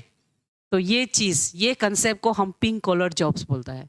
और ये सब कंसेप्ट में सबसे ज्यादा यानी कि मदर मतलब केयर गिवर। केयर गिवर का जो रोल है हम लोग हमेशा सोचते हैं वो में नहीं करेगा, औरत ही करेगा, लेकिन मेल भी तो कर सकता है ना? तो ये सोच, ये सब को हम लोग पिंक कॉलर जॉब, जिसमें हम लोग हमेशा चाहता है कि ये वोमेन ही करो। ठीक है, समझ गया? सो ये सब जॉब के बारे में आपको यूज करना है, glass ceiling, pink colour jobs, ठीक है। और अनपेड, यहाँ में देखो फिर टर्म्स गायब हो गया, ये है अनपेड, ठीक है। आप लोग देखने से याद करो, unpaid domestic work. Unpaid domestic work में ना जो एक, हाँ, service oriented, very good, nursing, teaching, जहाँ जो सर्विस ओरिएंटेड है उसी को हम लोग बेसिकली ये फेमिनिस्ट का कंसेप्ट में देखता है। तो अनपेड जॉब का एक एग्जाम्पल हम यूज करेंगे। ये सब टर्म को ना आप एग्जाम में यूज करो। आप बताओ कि ये सब फैक्टर्स में इकोनॉमी के वजह से जो निकलता है उसको सोशोलॉजी एक्सप्लेन करता है कि ये सिंस टाइम में रिलीजन सबसे बड़ा रोल, पेट्रियार्कल सबसे बड़ा रोल, ठीक है। और उसके बाद हम लोग खुद औरत उसको प्रैक्टिस करता है, ये मेंशन करना है, तब आपका आंसर अच्छा रहेगा। और ये स्लाइड मिल जाएगा आज, ठीक है। देन ये जो है अनपेड डोमेस्टिक वर्क, इसका एग्जांपल हम देगा। ये somewhere in I think Arunachal times का ही आर्टिकल, जिसमें वोमेन एम्पावरमेंट के बारे में तोंगम रीना जो एक सुंदर आर्टिकल लिखा था। तोंगम रीना को जानता है आप लोग ना, वो, हाँ, जर्नलिस्ट जो एडिटर इंचार्ज रहता है टाइम्स ऑफ इंडिया, तो उसका एक आर्टिकल बहुत सुंदर से वो लिखा है। वहाँ में वो औरत के बारे में लिखा है और किसी एक का एग्जाम्पल यूज किया था, रिमेंबर दैट। लेकिन वो एग्जाम्पल एक्सप्लेन नहीं करना है, पढ़ते समय में आप याद आने के लिए हम बता रहे हैं। एक ऐसा औरत था जो कॉलेज खत्म हो गया, कॉलेज खत्म होकर फ्रेंड्स लोग से कटअप हो गया, अपना हस्बैंड और हस्बैंड का लाइफ में बिजी हो गया। वो सुबह उठता है, हस्बैंड का मदर इन लॉ जो क्रिपल है, मतलब बेड में बैठा है, उसको वो पूरा उसका खाना पीना वो देखता है, उसका नर्स बनता है। उसके बाद वो मॉर्निंग में बच्चा लोग का ब्रेकफास्ट करके पूरा किचन का काम करता है, घर सफाई करता है, पूरा जितना हो सकेगा। फादर इन लॉ भी अच्छा से दिखाए, उसका खाना पीना को भी ध्यान रखता है, सब कुछ। फादर इन लॉ का जो मेडिसिन है उसको ध्यान देता है, मदर इन लॉ का मेडिसिन ध्यान देता है, हस्बैंड का ध्यान। ऐसे करते करते उसका पूरा लाइफ चला गया। वो पूरा लाइफ चला जाने के बाद जब उसका बॉडी समय में उसको बहुत बार सिम्टम दिया है, फिर भी वो फैमिली के लिए सोच के, वो हस्बैंड के लिए सोच के वो काम करते रहे करते एट लास्ट वो कोलैप्स हो गया। कोलैप्स होके उसको फाइनल स्टेज ऑफ कैंसर पाया गया था और वो जो क्या हो गया, मर गया, शी डाइड। तब उसका जो बेस्ट फ्रेंड है, उसका बेस्ट फ्रेंड बहुत दुख हुआ है। और आफ्टर 6-7 मंथ्स उसका बेस्ट फ्रेंड सोचता है कि ना हस्बैंड क्या कर रहा हो, क्योंकि वो कम्प्लीटली वाइफ पे डिपेंडेंट है ना, हस्बैंड क्या कर रहा होगा, वो ऐसे सोचता है। ऐसा सोच के वो हस्बैंड का घर जाता है, बेस्ट फ्रेंड का घर। जब वो बेस्ट फ्रेंड का घर जाता है, ही फाउंड वहाँ में घर का पोछा ओछा करने के लिए एक आदमी 1 घंटा में आता है, एक बार पोछा साफ सफाई करता है, बर्तन ताली धोता है और चला जाता है। दिन में 2 बार आता है बोला एक आदमी, जो एक वन लेडी। उसके बाद माँ और पिताजी को संभालने के लिए एक नर्स रखा है, वो लोग देखता है। और कुकिंग के लिए दूसरा एक आदमी रखा है। और उसका हस्बैंड जब वो आया था तो हस्बैंड पूरा रैकेट सैकेट लगा के स्पोर्ट्स खेलने जा रहा है। तो हस्बैंड उसको देख के, अरे तुम आया है, बहुत अच्छा से ग्रीट किया और बात किया। और हस्बैंड बोला होता है, उसका डेथ जो मेरे लिए एक वार्निंग था कि इतना यंग एज में हेल्थ को ध्यान नहीं देने से हम लोग मर जाएगा, इसीलिए हम एक्सरसाइज करते हैं, बैडमिंटन करता है, ऐसे बोला। खुद के समय निकल, मी टाइम। तो उसका वाइफ बहुत ध्यान से देखा है, बच्चा लोग को देखा है, बच्चा लोग का ट्यूशन टीचर भी आ गया, पहले तो पत्नी पढ़ाता था। सो उसके बाद वो जाके रियलाइज हुआ और वो घर बैठ के वो अपना ये आर्टिकल को लिखा है, बोला शी इज ऑल्सो राइटर, जिसके बारे में तोंगम रीना लिखा है। उसमें वो मेंशन किया थे, वो जो दोस्त फैमिली का लाइफ में इतना इन्वॉल्व हो गया कि वो एक अनपेड डोमेस्टिक लेबर बन गया है और वो खुद के लिए समय कभी निकला ही नहीं। कॉलेज का रीयूनियन तक भी वो नहीं किया। लेकिन अभी उसका जो डेथ है, every one of us is repressible, ये उसके बारे में बताता है। हम लोग सब रिप्रेसेबल है, जितना भी आपको इंपॉर्टेंट हो, आफ्टर आवर डेथ 1 महीना 2 महीना फैमिली रहेगा, लेकिन उसके बाद वो लोग का लाइफ जाएगा। So we are all replaceable, ये उसके बारे में बताता है। और इम्पोर्टेंस ऑफ आवर सेल्फ। और यहाँ में सबसे ज्यादा अनपेड डोमेस्टिक वर्कर कौन होता है? Mother, female mother, wife, they are the undomestic, मतलब अनपेड वर्कर्स, डोमेस्टिक वर्कर्स, है ना। तो अगर वो नर्स तब रख सकता था, अगर वो वर्कर्स तब रख सकता था, तो उसका वाइफ को भी अपना समय मिलना था। शायद वो स्ट्रेस से कोलैप्स होकर मर गया होगा, है ना। That might be one of the reason. So ये जो इकोनॉमिक चेंज है, ये चेंज में वुमेन एज अ सोसाइटी यानी कि फेमिनिस्ट का कंसेप्ट से ये इसको बताया है। तो आप ये कंसेप्ट को भी यूज कर सकता है एग्जाम्पल। समझ गया? जैसे कि फेमिनिस्ट में इकोनॉमिक चेंज होने के बाद भी these are the factor still prevalent, glass ceiling factor, pink collar jobs, unpaid domestic workers. So इसीलिए गवर्नमेंट अभी क्या कर रहा है, गवर्नमेंट कोशिश कर रहा है कि इकोनॉमिक पॉलिसीज को डेवलपमेंटल पॉलिसीज बना के वुमेन को भी इंक्लूड करे। ज्यादातर आजकल का प्रोजेक्ट एक होलिस्टिक एंड इंक्लूसिव प्रोजेक्ट होता है। ये वर्ड यूज करो, इतना लंबा से लिखने का बदली आप ये टर्म्स यूज कर सकता है। आजकल का जो प्रोजेक्ट है इट इज होलिस्टिक एंड सबसे इंपॉर्टेंट इंक्लूसिव। ये टर्म यूज कर लिया मींस ये बता रहा है सबको एक साथ ले जाना, औरत, marginalise section, every one of them.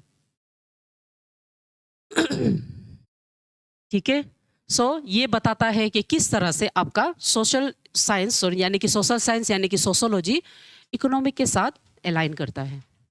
ठीक है, समझ में आया इसको अच्छे से? आई होप सो, है ना। इकोनॉमिक स्ट्रेटिफिकेशन में जो चेंज है उसको सोशोलॉजी पर आके बताता है क्यों ये चेंज आता है। सो दे कॉम्प्लीमेंट ईच अदर। ओके, आप लोग भी समझाए ऑनलाइन बच्चा? Okay, I hope so. So next, let's see sociology and political science. Sociology and political science में हम कॉम्प्लीमेंट नहीं लिखेगा, लेकिन हम क्या वर्ड यूज करेगा, दे ओवरलैप ईच अदर। एक दूसरा को ऐसे ओवरलैप, ओवरलैप मीन्स क्या है, वेन डायग्राम यूज करते हैं ना आप लोग मैथ्स में, करता है कि नहीं? वेन डायग्राम का खासियत क्या है, ओवरलैप, ये इसको ऐसे ओवरलैप करता है, ओवरलैप ईच अदर, है ना। क्योंकि सिंस टाइम, जहां में शुरुआत में जब सोशोलॉजी नहीं था, यस मैम, ओके गुड, जहां में जब सोशोलॉजी नहीं था वहां में सोशल फिलोसोफर्स लोग पॉलिटिकल फिलोसोफर्स बन के बैठा था। जैसे प्लाटो लोग को देख लो, है ना, एरिस्टोटल लोग को देख लो, ये लोग ऐसे फिलोसोफर्स है जो उसमें पॉलिटिकल मतलब फिलोसोफर्स बन के, कॉमन फिलोसोफर्स बन के रहा है, और समय के साथ वो लोग बाद में सोशोलॉजी का फिलोसोफर, सोशलिस्ट बन गया है।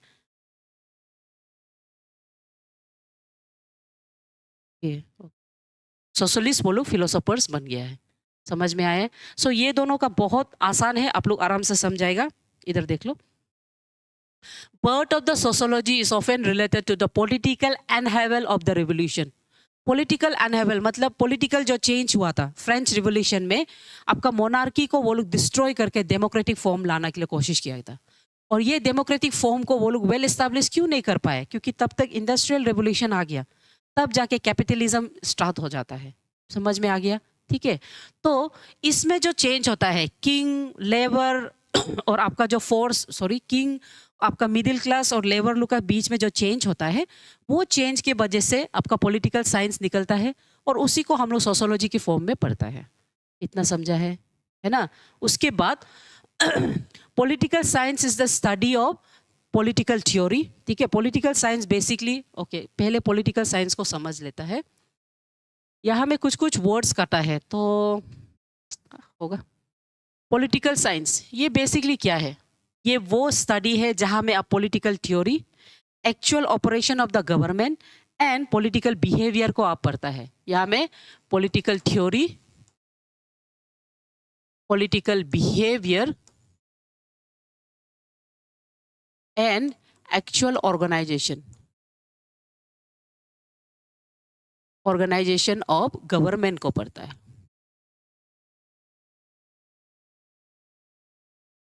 ठीक है, नाउ पॉलिटिकल थ्योरी किस तरह से सोशोलॉजी से अटैच है, उसका बेस्ट एग्जांपल प्लाटो दिया है। प्लाटो जो ऐसे बोला है कि वो ना 3 क्वालिटीज ऑफ पर्सन के, मैन का 3 क्वालिटीज के बारे में वो बताता है। People born with gold arm, people born with silver and people born with iron arm. ठीक है, ये 3 जो क्लासिफाई करता है पॉलिटिकल पीपल को डिफरेंट ग्रुप्स में, और वो लोग का वजह से जो स्ट्रक्चर में जो चेंज आता है उसको फिर सोशोलॉजी एक्सप्लेन करता है। दैट मीन्स वो दोनों एक दूसरा को बहुत समय में ऐसे ओवरलैप किया जाता है। ओके, सो उसको हम लोग देखें प्लाटो का, इसलिए एग्जाम्पल हम यूज कर रहे हैं, वो शायद यहाँ पे नहीं है, फिर भी we will use that example. Let's write this side, okay, let's write this side. ठीक है, जैसे प्लाटो, है ना? प्लाटो को हम सोशलिस्ट बोलेगा ना पॉलिटिकल थिंकर बोलेगा, फिलोसोफर बोलेगा? सोचो, दोनों को क्लासिफाई नहीं कर सकता है ना, क्योंकि वो दोनों एक दूसरा से ओवरलैप होता है। क्योंकि ये फिलोसोफर भी था और ये एक सोशलिस्ट भी था, ये सोशल कंसेप्ट में सोचने वाला आदमी था, ठीक है? तो प्लाटो का जो 3 क्वालिटीज़, बेसिकली 3 क्वालिटीज़ के बारे में वो बताता है। 3 qualities of man. So Plato states, पहला, man of gold, man of gold, first, man of gold. Second, man of silver. And third, man of iron.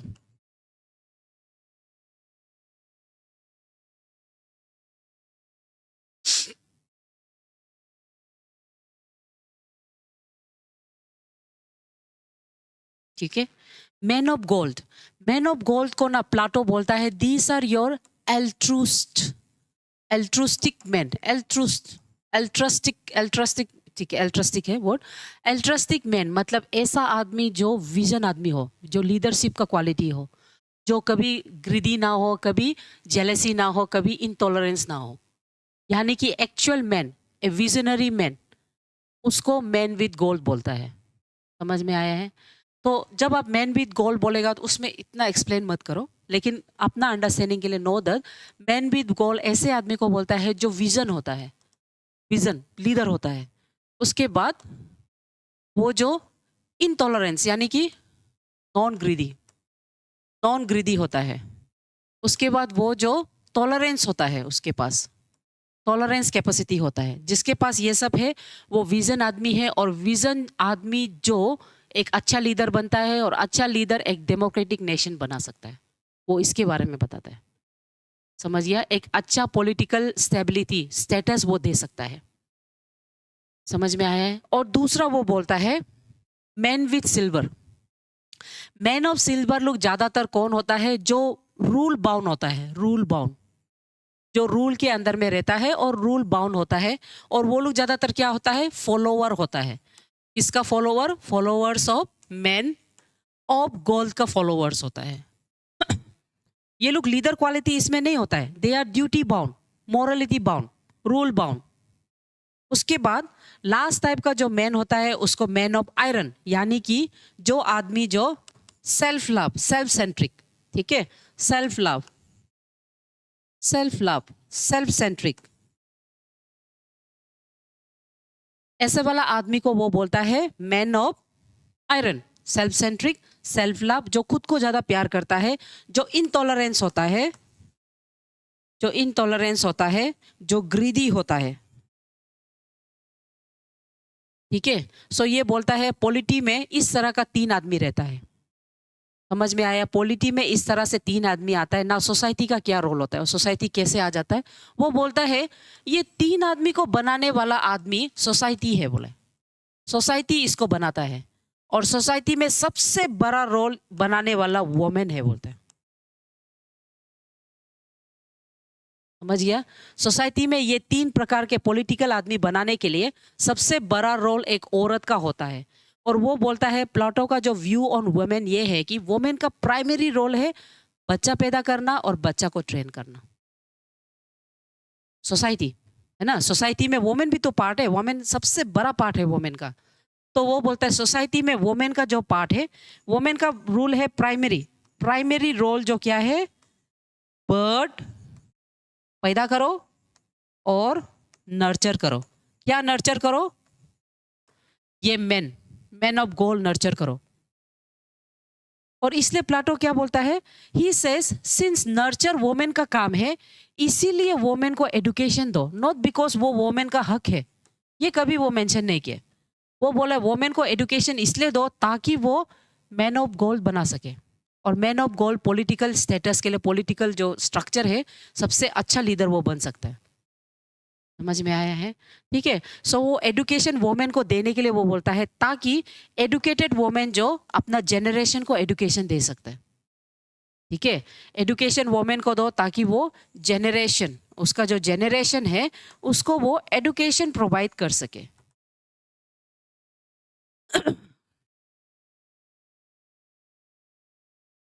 समझ गया?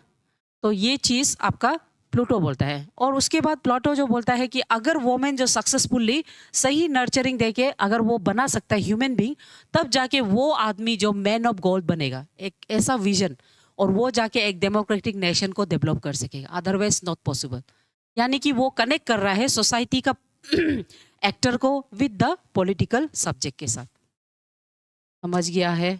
नाउ इसके बाद एरिस्टोटल भी इसका जो सेइंग है उसको सपोर्ट करता है। एरिस्टोटल जो सिटीजनशिप के बारे में बताता है, और ये सिटीजनशिप में भी वो बोलता है मैन विद पॉलिटिकल विजन ही पॉलिटिकल स्टेबिलिटी दे सकता है।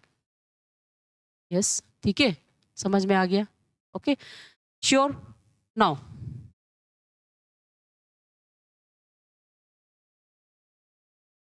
Here, so political behaviour open overlaps with social behaviour. ठीक है, political behaviour open social behaviour के साथ वो ओवरलैप करता है। और दूसरा, सोशल वेलफेयर में जैसे कि आपका कास्ट, क्रीड, जातिवाद जो होता है, वो जो वोटिंग में, स्पेशली पॉलिटिकल वोटिंग में, वो जो पॉलिटिकल का नेचर को चेंज करता है। जैसे प्रेशर ग्रुप, प्रेशर ग्रुप क्या है मालूम है ना आपको? Suppose for example farmer group, pressure group का एग्जाम्पल फार्मर ग्रुप भी प्रेशर ग्रुप है। ठीक है, हम एक एग्जाम्पल लिख रहे हैं यहाँ पे, प्रेशर ग्रुप।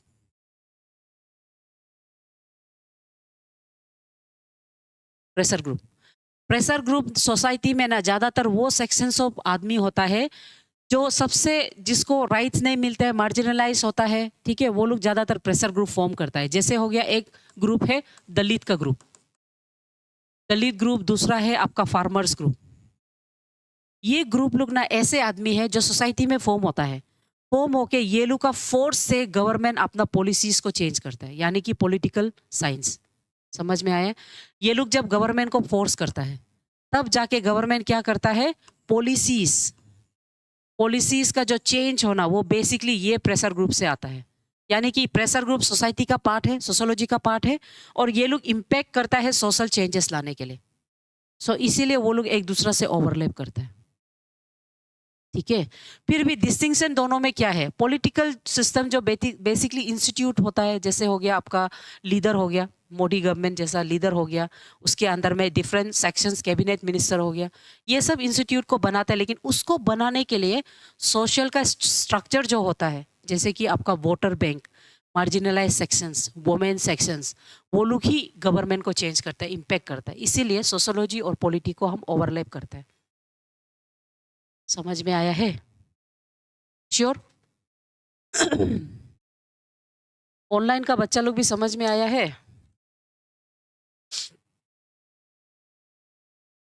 आया है कि नहीं? होप आया है।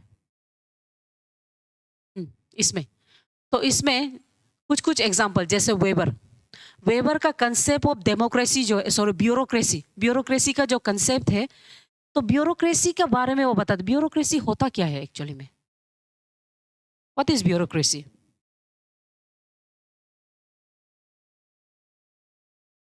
ब्यूरोक्रेसी क्या है? ऑनलाइन वाला लोग बताइए, ब्यूरोक्रेसी क्या है?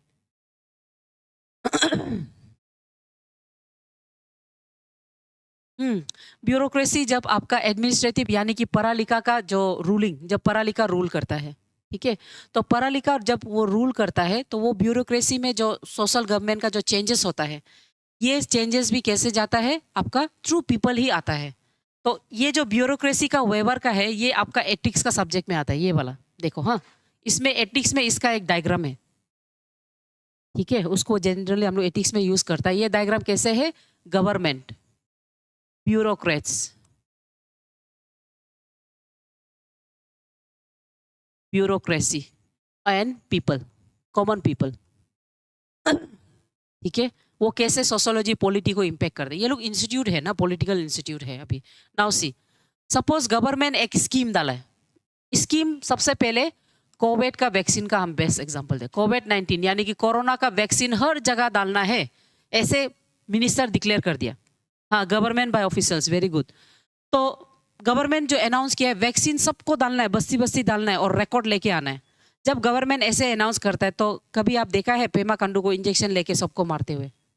नहीं देखा है आप कभी भी? समझ में आया? वो क्या करता है, जो ब्यूरोक्रेट्स ऑफिसर है, डिस्ट्रिक्ट एडमिनिस्ट्रेटर, सर्कल ऑफिसर्स, या तो डीएमओ ऑफिसर्स, वो लोग को फोर्स करता है, कि ये आप लोग का काम है ना? तो ये लोग जाके क्या करता है, काम को करने के लिए पीपल का इधर जाता है और पीपल लोग को ये लोग समझाता है, बोलता है कि वैक्सीन लेना है। तो पीपल लोग क्या करता है, इंटरनेट का थ्रू फॉल्स न्यूज़ देखता है और वो लोग इससे लड़ता है ब्यूरोक्रेट से। और उसके बाद ब्यूरोक्रेट्स तब भी ज़बरदस्ती आपको लेना है बोलने से पीपल क्या करता है, फिर गवर्नमेंट को कंप्लेन करता है कि हम लोग का पर्सनैलिटी स्पेस को वो लोग इन्वेड कर रहा है। आप समझ गया? यानी कि जब ये पीपल इसको गवर्नमेंट को फोर्स करता है, गवर्नमेंट क्या करता है, होगा वैक्सीन को कैंसिल करो। आप समझ गया किस तरह से एक सोशियोलॉजी का स्ट्रक्चर एक पॉलिटिकल स्ट्रक्चर को चेंज कर सकता है। तो ये जो डायग्राम है ये एथिक्स का डायग्राम है। एथिक्स का चैप्टर में मिलेगा आपको, गवर्नेंस के चैप्टर में। और ये डायग्राम को जनरली हम लोग पॉलिटी का जो गवर्नेंस का पोर्शन है वहाँ में भी हम लोग यूज़ करके एक्सप्लेन करता है कि पॉलिटिकल स्ट्रक्चर को किस तरह से प्रेशर ग्रुप लोग चेंज कर सकता है। समझ गया? श्योर? सो इसीलिए हम बोलता है कि political science they overlap, remember use this word, they overlap with sociology, है ना? सोशियोलॉजी में क्या होता है, उसका पॉपुलेशन इंडेक्स ये सब रेशियो को हम लोग देखता है और उस हिसाब से हम लोग पॉलिटिकल पॉलिसीज बनाता है जो फिर आके पीपल को इफेक्ट करता है ना?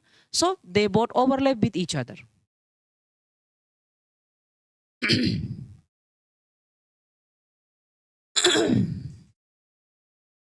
Okay, so next is sociology and anthropology.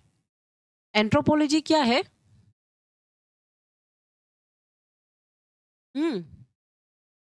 Anthropology क्या है? हाँ, सोशियो एंड एंथ्रो क्या है? History of human life. That means sociology भी क्या है? यस, हाँ, ब्रांच ऑफ सोशियोलॉजी एंथ्रोपोलॉजी, वो भी सही है। और एनीवन? एंथ्रो में एग्जैक्टली हम लोग क्या को पढ़ता है?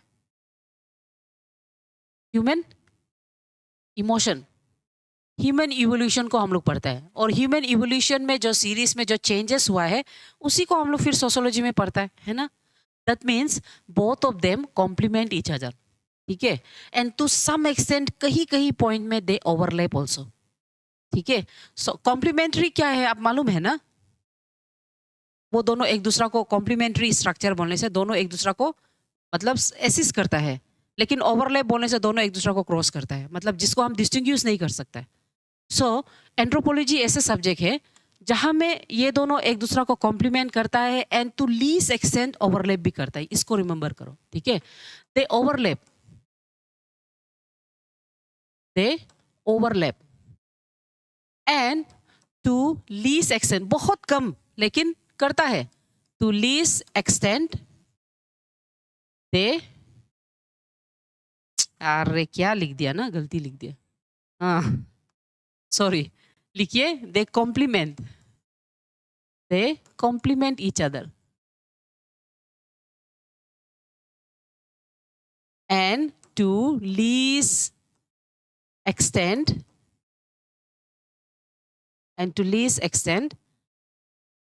यहाँ में, हाँ यहाँ लिख देगा, and to least extent overlap each other. तो कॉम्प्लीमेंट ईच अदर के अंदर में हम लोग कैसे स्टार्ट करेगा? शुरुआत में ड्यूरिंग द 18th सेंचुरी, यानी कि एंथ्रोपोलॉजी का स्टडी जो 18th सेंचुरी में निकलता है एज ए फिजिकल एंथ्रोपोलॉजी, यानी कि ये सब्जेक्ट बायोलॉजी के तौर पे निकलता है, बायोलॉजी सब्जेक्ट, क्योंकि उस समय में डार्विन का बहुत सा चीज़ जो फाइंड हो गया था और वो सर्वाइवल ऑफ द फिटेस्ट उसका जो कंसेप्ट है वो एग्री हो गया था। समझ गया ना? डार्विन फिंचेस जाके देखा है? नहीं देखा है ना? भूल गया ना? अरे कभी कभी याद करके पढ़ना है। सो एंथ्रोपोलॉजी जो अराउंड 18th सेंचुरी वो निकला है, ठीक है? 18th सेंचुरी में एंथ्रोपोलॉजी निकलता है और उसमें वो एंथ्रोपोलॉजी नहीं बनता है, मतलब उसका पैदा जो फिजिकल एंथ्रोपोलॉजी बन के निकलता है। और इसका जो अलाइन होता है, ये जो अलाइन करता है विद बायोलॉजी, क्योंकि बायोलॉजी में भी तो हम लोग इवोल्यूशन से कुछ कुछ पढ़ता है, जेनेटिक्स पढ़ता है ना? तो इसलिए वो क्या होता है, बायोलॉजी के टुवर्ड्स अलाइन करता है। लेकिन सब्सिक्वेंटली इसको अमेरिका में डेवलप किया जाता है और तब जाके इसको कल्चरल एंथ्रोपोलॉजी जो प्रेजेंट का स्ट्रक्चर है उसमें चेंज हो जाता है। उसके बाद ये टुवर्ड्स द एंड यानी कि टुवर्ड्स द 19th सेंचुरी में इसको अमेरिका में, ठीक है, अमेरिका में, मेरा स्पेलिंग थोड़ा अप डाउन होने से आप लोग देख लो, ठीक है, ये जो अमेरिका में, ठीक है, अमेरिका में इसका डेवलपमेंट होता है, फिर से डेवलप्ड करके इसको कल्चरल एंथ्रोपोलॉजी बनाता है, यानी कि ऐसा एंथ्रोपोलॉजी विच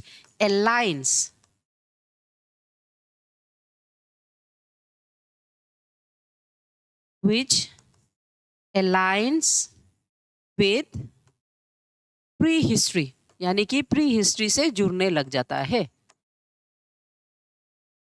ठीक है, प्री हिस्ट्री से और आर्कियोलॉजी से वो अलाइन होने लग जाता है।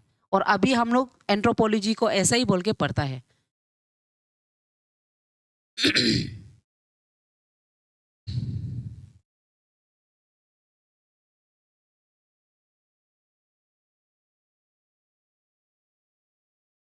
ओके, सो एंथ्रोपोलॉजी में क्या होता है, आपका ग्रुप और इंस्टीट्यूट है ना, जो पर्टिकुलर सोसाइटी है वो सोसाइटी कैसे दूसरा सोसाइटी में चेंज हुआ है, उसमें माइन्यूट जो कंसेप्ट है उसको एंथ्रोपोलॉजी पढ़ने के लिए कोशिश करता है। और सोशोलॉजी भी वही माइन्यूट चीज़ को वो ढूंढता है, क्या जो स्ट्रक्चरल चेंज हुआ था, क्या इम्पैक्ट हुआ था, समझ गया। जैसे कि फॉर एग्जांपल आप सोशोलॉजी को देख लो, हम लोग सोशोलॉजी में ये पढ़ता है कि वो ऐसा सब्जेक्ट तब निकला है, ऐसे तो प्री क्रिश्चियन एरिया से स्टार्ट हुआ था, लेकिन उसका सबसे powerful impact fall of the Constantinople city था, है ना। वो सिटी फॉल होके वहाँ का एडुकेटेड आदमी जब क्रिश्चियन का एक्चुअल बाइबल के बारे में वो बताया है, तब पीपल सबसे पहले रिवॉल्ट किया, यानी कि रेनेसेंस का कंसेप्ट आया, साथ ही साथ पॉलिटिकल इवोल्यूशन हुआ है एंड टेक्नोलॉजिकल इंडस्ट्रियल इवोल्यूशन हुआ है। ये सब one of the powerful impact बन के सोशोलॉजी एज अ सब्जेक्ट निकलने दिया। तो एंथ्रोपोलॉजी भी ऐसे है, एंथ्रोपोलॉजी जो ईच सेंचुरी में जो इवेंचुअल चेंजेस हुआ है, जो माइन्यूट चेंजेस, उसको वो डिटेल में पढ़ने के लिए कोशिश करता है। सो एंथ्रोपोलॉजी बेसिकली ह्यूमन हिस्ट्री को ट्रेस करने के लिए कोशिश करता है और वो रूइन आर्टिफैक्ट उसको यूज करके वो समझने के लिए कोशिश करता है इसका करंट सिचुएशन में क्या रिलेवेंट है।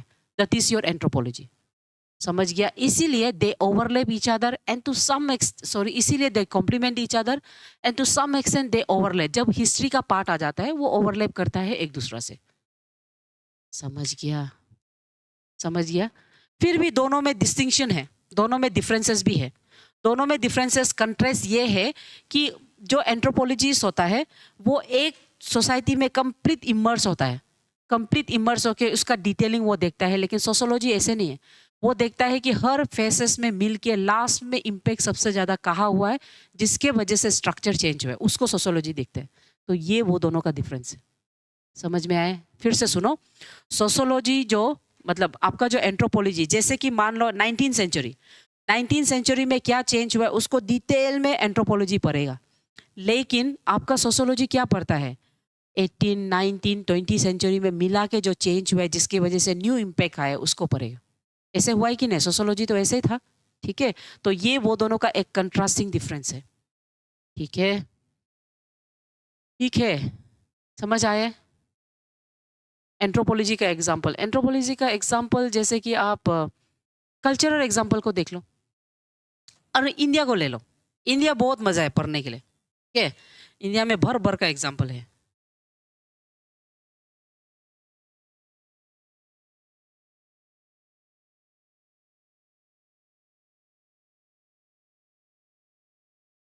ठीक है,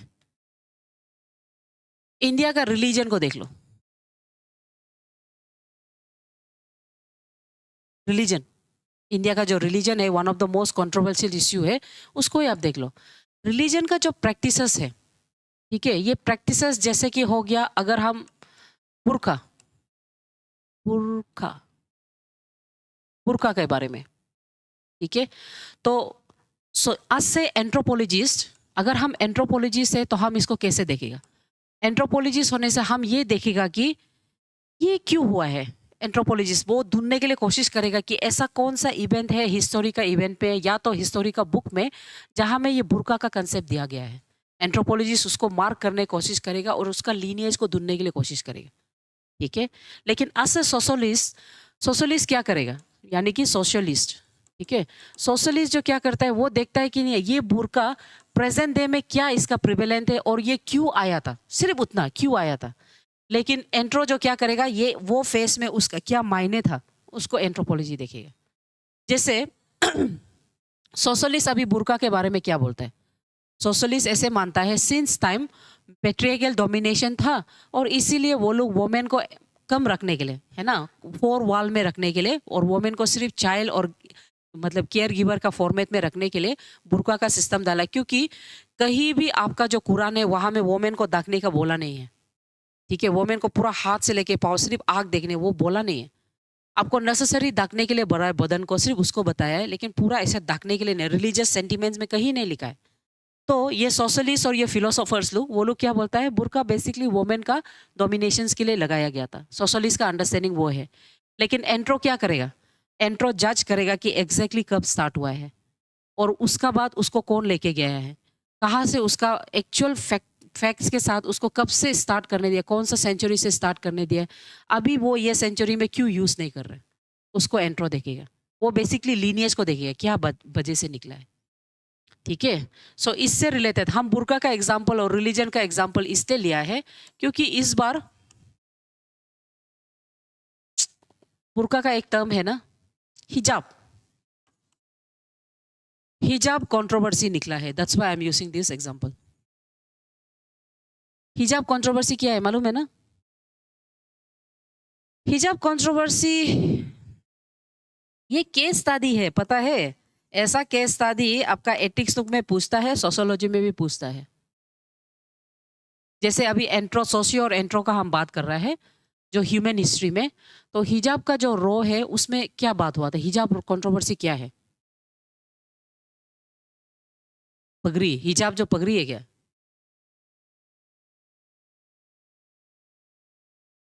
मतलब थोड़ा बहुत आप लोग को भी आइडिया है। हिजाब कंट्रोवर्सी जो ना कर्नाटक का स्कूल में स्टार्ट होता है। सो कर्नाटक का स्कूल में एक क्रिश्चियन स्कूल है जो प्राइवेट स्कूल है, वहाँ में एग्जाम का समय में लड़की लोग, मुस्लिम लड़की लोग, वो लोग ऐसे हिजाब मीन्स क्या है, बुर्का, वो उसको पहन के आएगा बोला है वो लोग। लेकिन वहाँ का इंस्टीट्यूट बोला है ये गर्ल्स स्कूल है, यहाँ कोई मेल भी नहीं है और ये स्कूल में एग्जाम के समय बुर्का इज नॉट अलाउड, हिजाब is not allowed at all, नहीं तो लड़की लोग चीटिंग करता है, यानी कि ये सोशल फैक्टर है, ठीक है। तो इसीलिए वहाँ का लड़की लोग रिवॉल्व करने लगा, वो लोग बोला एग्जाम नहीं देगा और ये कंट्रोवर्सी इतना बड़ा हो गया कि ये लोग कर्नाटका का हाई कोर्ट में कटकटाए। और ये लोग का रीजन क्या था, अगर सिख आदमी अपना टर्बन पहन के स्कूल आता है उसका टर्बन को खोलो नहीं बोला है टीचर लोग, लेकिन हम लोग को बोला है, क्यों क्यों वोमेन को सिर्फ बोलता है। तो बात यहाँ वोमेन का नहीं आया था, तब वहाँ का सुप्रीम कोर्ट क्या बोला है आपको पता है, दे सेड अगर आप आदि ग्रान को उठाएगा, आदि grain Holi book of Guru people है, यानी कि सिख पीपल का, अगर आप आदि ग्रान को उठाएगा and you will flip the pages you will find ऐसा 5 चीज है जो सिख को डिफाइन करता है, आपका रिलीजन बुक में खुद लिखा है। उसमें से टर्बन, केश, कांदा, कच्चा, कारा, दीज आर द टर्म्स, जो ये सब टर्म पढ़ना पड़ेगा हाँ इंडियन फैमिली में आपको। ये वो टर्म्स है जिससे एक आदमी को सिख बोल के हम क्लासीफाई करता है, यानी कि टर्बन भी आता है उसमें, इसीलिए उसको हम लोग रिमूव नहीं कर सकते। लेकिन नोवेयर इन द कुरान से कि बुर्का पहनो, अगर बोलता तो आप लोग बुर्का पहनना, लेकिन ऐसा लिखा नहीं है। तो एंथ्रोपोलॉजी उसको ढूंढता है, उसको कि कहाँ लिखा है, ठीक है। और सोशियोलॉजी उसको बताता है कि पीपल कैसे उसको यूज करता है, उसके बारे में बताता है। That is the difference. हाँ सती प्रैक्टिस, हाँ सती प्रैक्टिस को हम लोग देख सकते हैं इसके अंदर में, ठीक है। सती प्रैक्टिस में जैसे कि आपका जो ह्यूमन रेसेस में ये प्रैक्टिस कब इवॉल्व हुआ है, ह्यूमन रेस के बारे में है एंथ्रोपोलॉजी, है कि नहीं। तो ये रेस में कब ये इवॉल्व हुआ है, क्यों इवॉल्व हुआ है, क्या ये जस्टिफाई है, और इसको रिमूव किया था उसका क्या जस्टिफिकेशन है। तो इसको रिमूव करने में सोशल इम्पैक्ट क्या होता है, वोमेन का ऊपर क्या इम्पैक्ट है, उसको सोशियोलॉजी पढ़ता है। कब ये डाला है और ये क्या इंपॉर्टेंट को शो करता है, उसको एंथ्रोपोलॉजी पढ़ता है। समझ में आया है। तो इसमें सटी सिस्टम को भी आप डाल सकते हैं। ज़्यादातर रिलीजन सेंटिमेंट है ना, तो इसलिए लिखने मन नहीं होता है।